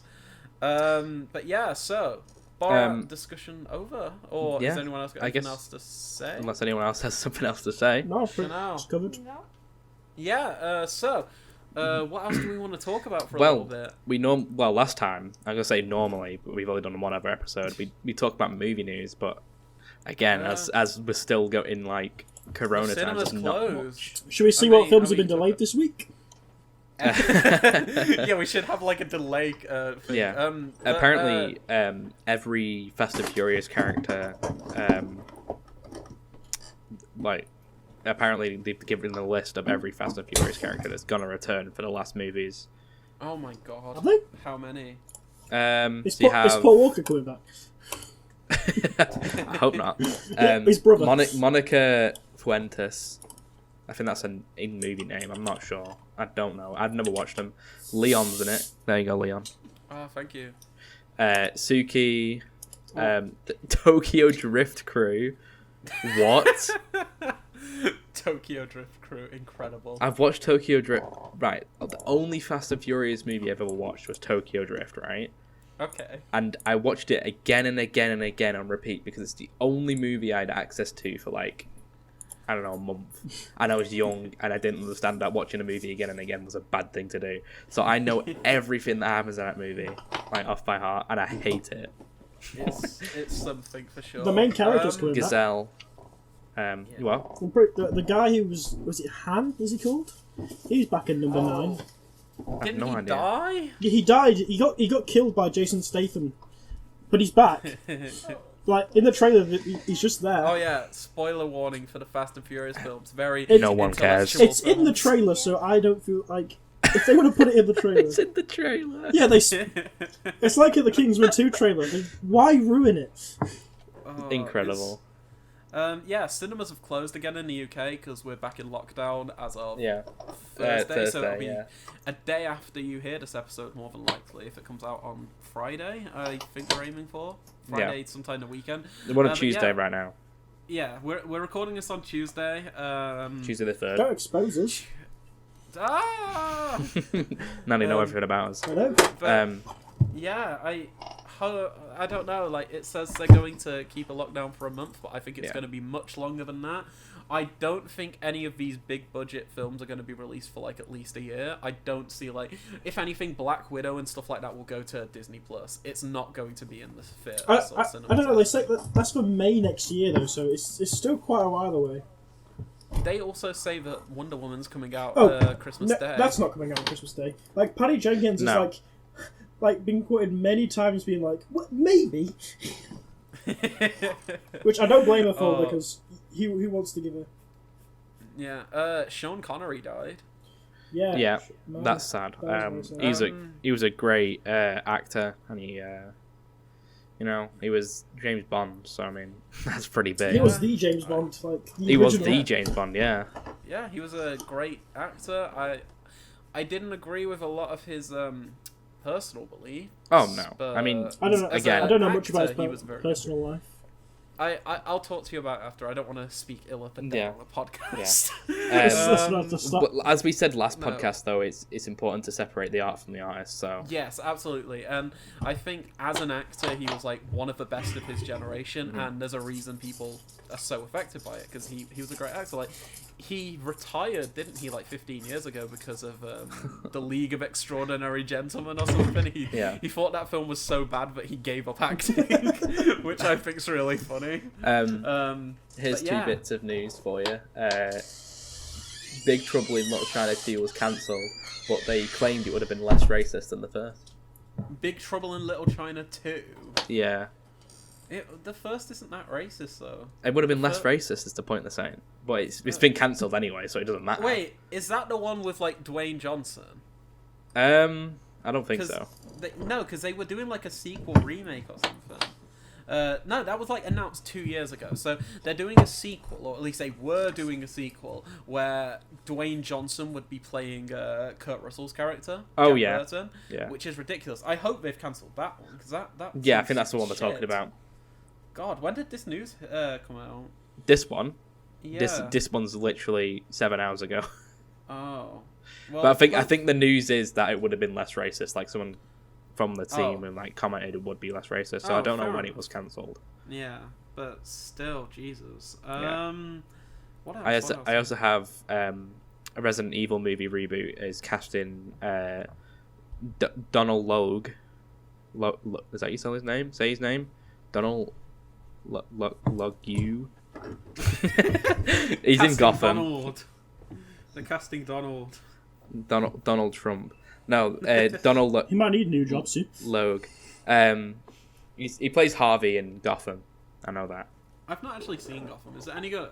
It is. I think you should watch it. It's very fun to watch. It's a bit weird at first, but it finds its feet. Yeah. Yeah. But the biggest problem with Gotham is like the best part as well. The guy who played the Joker is very good at playing the Joker, but the show didn't have the rights for him to be the Joker, so the whole show is just him pretending to be the Joker, but then them saying he's not the Joker. Yeah. It's pretty incredible. There is obviously Batman villains in it, which you do see, but not the Joker. At least not yet. But in the final season, they got the rights of him to be the Joker, but then they don't really make him the Joker. They make him like a different thing. Yeah, Weird. it's weird. Do you want some Snyder Cut news? Go for it. I couldn't care less about it, but I know some people do. Yeah, So, the trailer was removed from YouTube over music rights issues. That's what I heard. Chanel doesn't know about the Snyder Cut. Oh my god, no. should we explain it to her? No. Okay. Quickly. She lives in a world where so- it's free. You Okay. shouldn't. So you know the Justice League film that came out? Well, it wasn't very good because midway through the film, the director Zack Snyder, who did like Batman v Superman and all those terrible films, his daughter committed suicide, which is actually not good, no. terrible. Rest in peace. Yeah, so rest in peace. So he stepped down, and then the guy who made the Avengers did it, and then he was just like a complete racist to everyone on set and made a terrible film. So they're remaking the Justice League film again. Yeah. But this time they're adding stuff like Jared Leto's Everyone Joker. asked for it though under the pretense that the scenes were already shot. Yes, But that's the it came thing. out So- afterwards that he's going to have to reshoot everything. And Yeah, now so- he's just adding characters. Yeah, it's ridiculous because the whole idea was he had his own version of the film. So they the studio released like a bad version of the film Yeah. with it out Which with- is why it's called the Snyder Cut. Yeah, not the Snyder remake or anything. Yeah. But he's essentially reshooting the entire, the majority of the film to add new elements. And now, so the standard Justice League was 2 hours long. This is going to be a mini-series with 6 hours long or something ridiculous. I don't want to see it. I don't want to. But I can understand why people do. You must be a little curious though. How different can a cut be of a film? That's what intrigues me is how different from the actual, because a lot of these people act like it is going to be a completely new film, but is it still just going to be the Justice League film but really drawn out? That's what It's going to interests be a me. different film, but it's got Jared Leto's Joker in, damaged. I'm an idea. Here's some bad news for cinemas. Well, a specific chain of cinemas. AMC's revenues fell 90%. Oh, I heard about that. Which They're is in awful. $900 million of debt or something, ain't they? Poor Disney. What a shame. It's actually genuinely Yeah, sad it because is. I Watching feel the like- cinema industry die is very sad to watch. Yeah, but at the same time, a lot of their practices are very anti-consumer, let's say. When they kicked off about the fact that, Trolls World Tour and The Invisible Man went to VOD, when they couldn't be shown anywhere because cinemas were closed, and Universal was like, hey, we need money too. And then they kicked off and they were like, oh, we're not showing Universal films. And then they came up with a contract and we're showing Universal films. That... interesting, but I've just seen hopefully everything goes for the best. 14 years ago today, Borat was released in theaters. Oh, we happy anniversary! picked the right day to do this. We're just was on trend, on point. Here's some news related to the last week's episode. 2 weeks ago episode. The first episode. Johnny Depp lost his court case against against the Sun. But not against Amber Heard herself. No, he did. He lost to her. Oh, did he? Yeah. There was only two counts of the 14 that he got. That the judge said that didn't happen, but the rest he's been charged with. That's vile, honestly. Yeah, I don't like Amber Turd. Yeah. No, we don't like Amber Turd. I'm curious to see why he lost though. That's the evidence. Why? Because his evidence seemed so kind of convincing that it was all her. Yeah, it was very strange. I don't know where to stand with it. I'm just going to keep my nose out until it's all kind of concrete. This is what happened. Yeah, then again, the courts also said OJ was innocent, so... Yeah, I mean, let's be honest, we can't really trust it. Justice system. Especially the American justice system. Yeah, I was going to say, especially the American justice system. It's already questionable. The Sun lawsuit was in the UK, though. Pretty sure. That was like a UK lawsuit. Oh, yeah, that was the UK one. Yeah. Spider-Man 3, this made me laugh, by the way. Spider-Man 3 art images of a character being released, but it says in like the subtext, a realistic new art piece of Joe Manganiello and Tom Holland's upcoming Spider-Man Homecoming 3. Spider-Man Homecoming 3. It's just silly. Like, okay. I just wanted to mention that because it's going to be a movie about supposedly about Spider-Verse, but no one can do Spider-Verse better than the Spider-Verse movie did. Huh? Yeah, that's the one thing. Like, it'd be cool to see them live action, but I just don't think it's going to be as good as the animation. No, Into the Spider-Verse was like... I think just most people are going to go into that movie, expect Spider-Man 4, like, you know, as in like Sam Raimi's Spider-Man 4, not get that movie, and then just be pissed. Oh yeah. Yeah, probably. Doctor Strange 2. People genuinely think that film is going to be Spider-Man 4. Like, oh, Tom Maguire. Like, people are saying that he's definitely going to appear. No, it's not. No, it makes no sense. Sam Raimi's directing, isn't he? He's directing Oz the Great and Powerful. I didn't think Venom was going to show up at the end and James Franco would turn back into him. James Franco is Venom. But yeah, I think that... Is there any other movie news? I've got one little small thing. It's not even news. Screen Rant is so on point with their stories that 2 days ago they made a story about how Squirrel Girl could have beat Thanos in Infinity War, and Infinity War happened ages ago. Incredible. Like how are they so behind? Like I knew about the Squirrel Girl thing before even the movie came out. Squirrel Girl? Who's that? Yeah, it's just another Marvel character, and it's basically a girl. Superheroes, actually. Yeah, it's just a girl who's got the powers of a squirrel, and she can talk to squirrels or something. That's a pretty cool power. Yeah, she's actually a really cool character. I can't wait to see the Disney Plus series in a few years. Well, there was actually planning a series for Squirrel Girl, but it never came. Oscar Isaac got cast as Moon Knight. That's some news. Let's hope he doesn't apocalypse it. Yeah, hopefully. I mean, I love Oscar Isaac, but I don't think he's great in big budget films. But that's not his fault. I think it's just the fact that there's not a lot of creative freedom in those type of films. And he came across as likable in Star Wars. It was perfect. Like, he didn't give him much to do, but like in the first two, in the third, he's really like. He's really pushy with Rey, like a dick for like no reason. Sometimes. Yeah, there's just like. The scene where he's like Palpatine has returned or something, and it's like he's like so half-arsing his line, it's hilarious. Yeah, it's dumb. It's silly. Yeah. Alright. Say that again. The new series of Mandalorian. Oh yeah, Mandalorian. Mandalorian. Have you watched it, Corey? Yes, me and Chanel watched it. What's so you two speak first. What do you think, Adam and Mason? I haven't watched it. Oh, okay. Maybe not then. No, speak about it. I'm not bothered. Okay, no spoilers. Okay. You can spoil it. I'm not going to watch it. Oh, okay. Well, still, just for people who are. Yeah, I guess so. Yeah, definitely don't spoil the second season. Oh, whatever season's that now. Third season? Second. Second season. First episode's been out. Yeah. What did you think, Adam? Probably the best episode yet. Really? Yeah.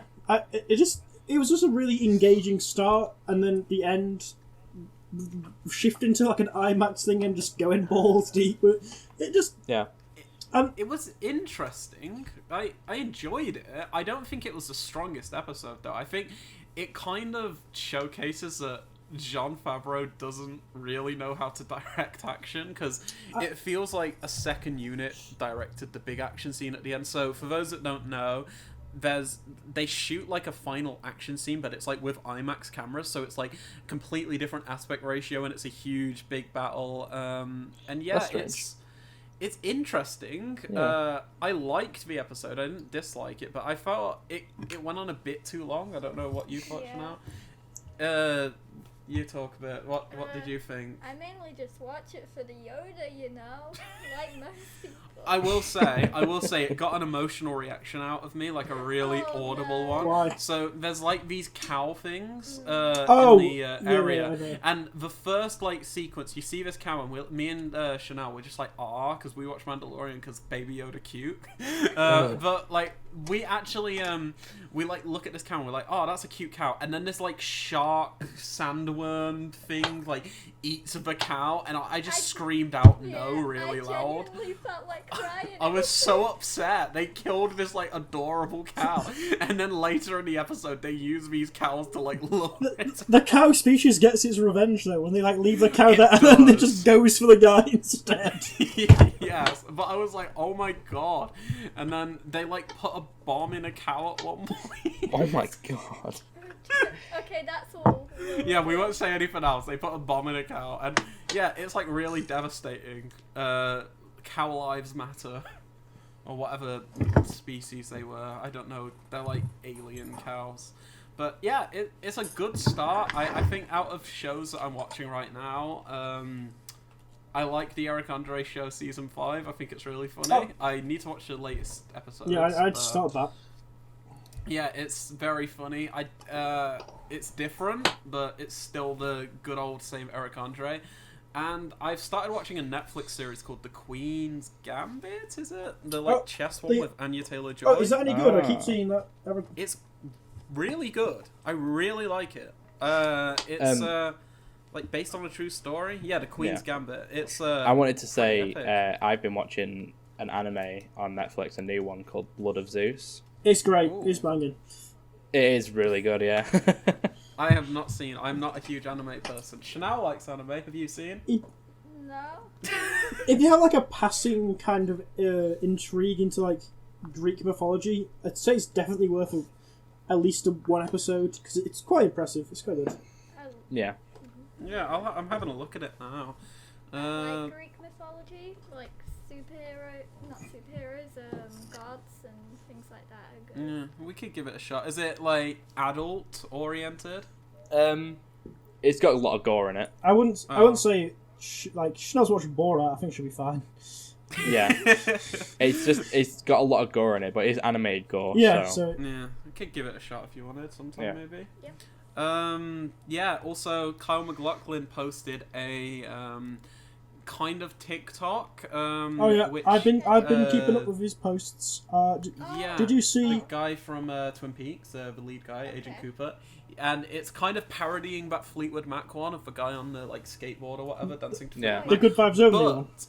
Yeah, the Good Vibes Only one. But he has a Twin Peaks cup, and he's drinking coffee. And for those of you who've watched Twin Peaks, the last time when the return got announced, David Lynch and Mark Frost tweeted out about damn good coffee. So and also, if you noticed, when he's 4? singing, he whips out the things the recorders for Diane. Oh yeah, and he speaks into that. Thing. I think Lynch has said that he's not working on anything currently because of the pandemic, and it's like halted his things. To be fair, if he did work on something, you would know because he literally films the weather report every day. So when he stops doing that, he's gonna be directing. Yeah, I mean, he could find a minute of the day probably to record. Yeah, but the location would change, and then everyone would know.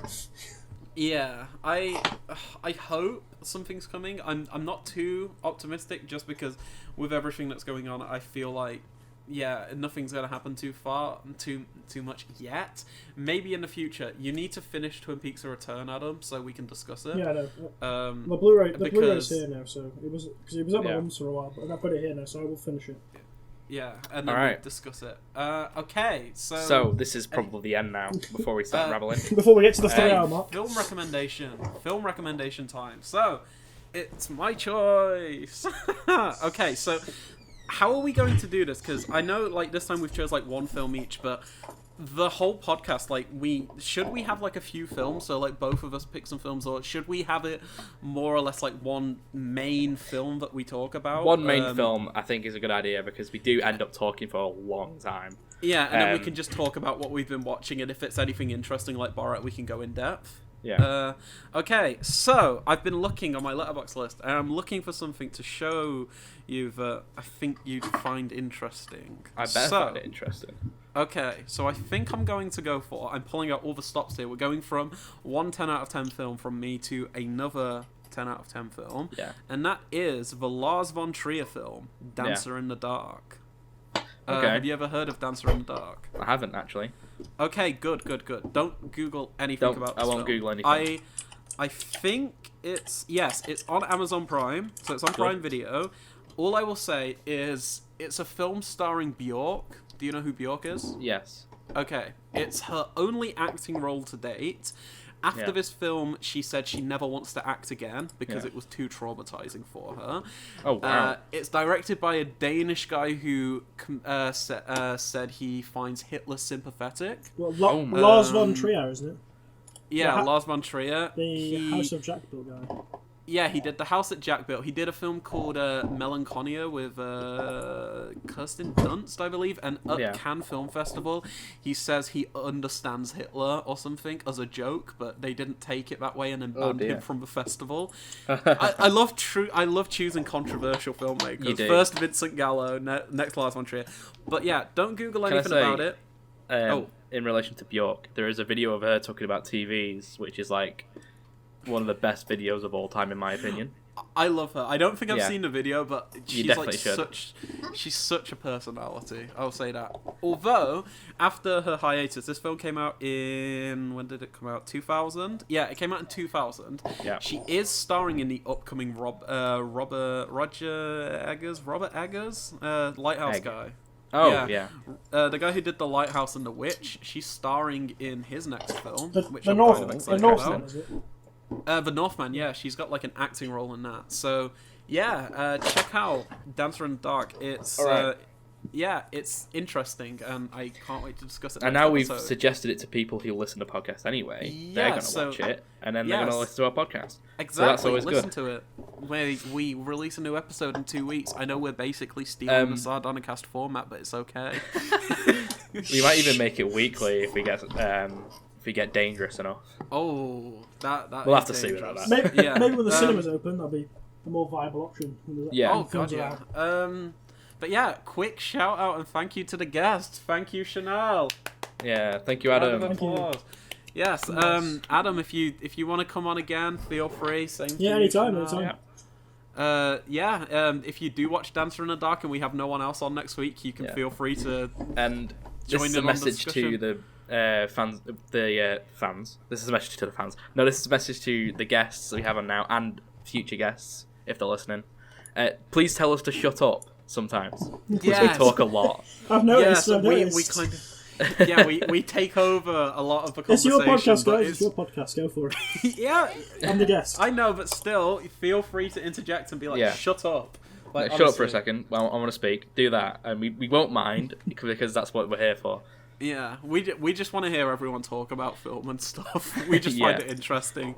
But yeah, episode 2 done and dusted. We'll see you in 2 weeks. See you later. Right. This is me gonna put in a sound effect of everyone cracking the knuckles at this one event. Goodbye. I'm gonna go 3, 2, 1, and then after 1, I want everybody to crack their knuckles. Okay? Everyone silence. 3, 2, 1. Oh!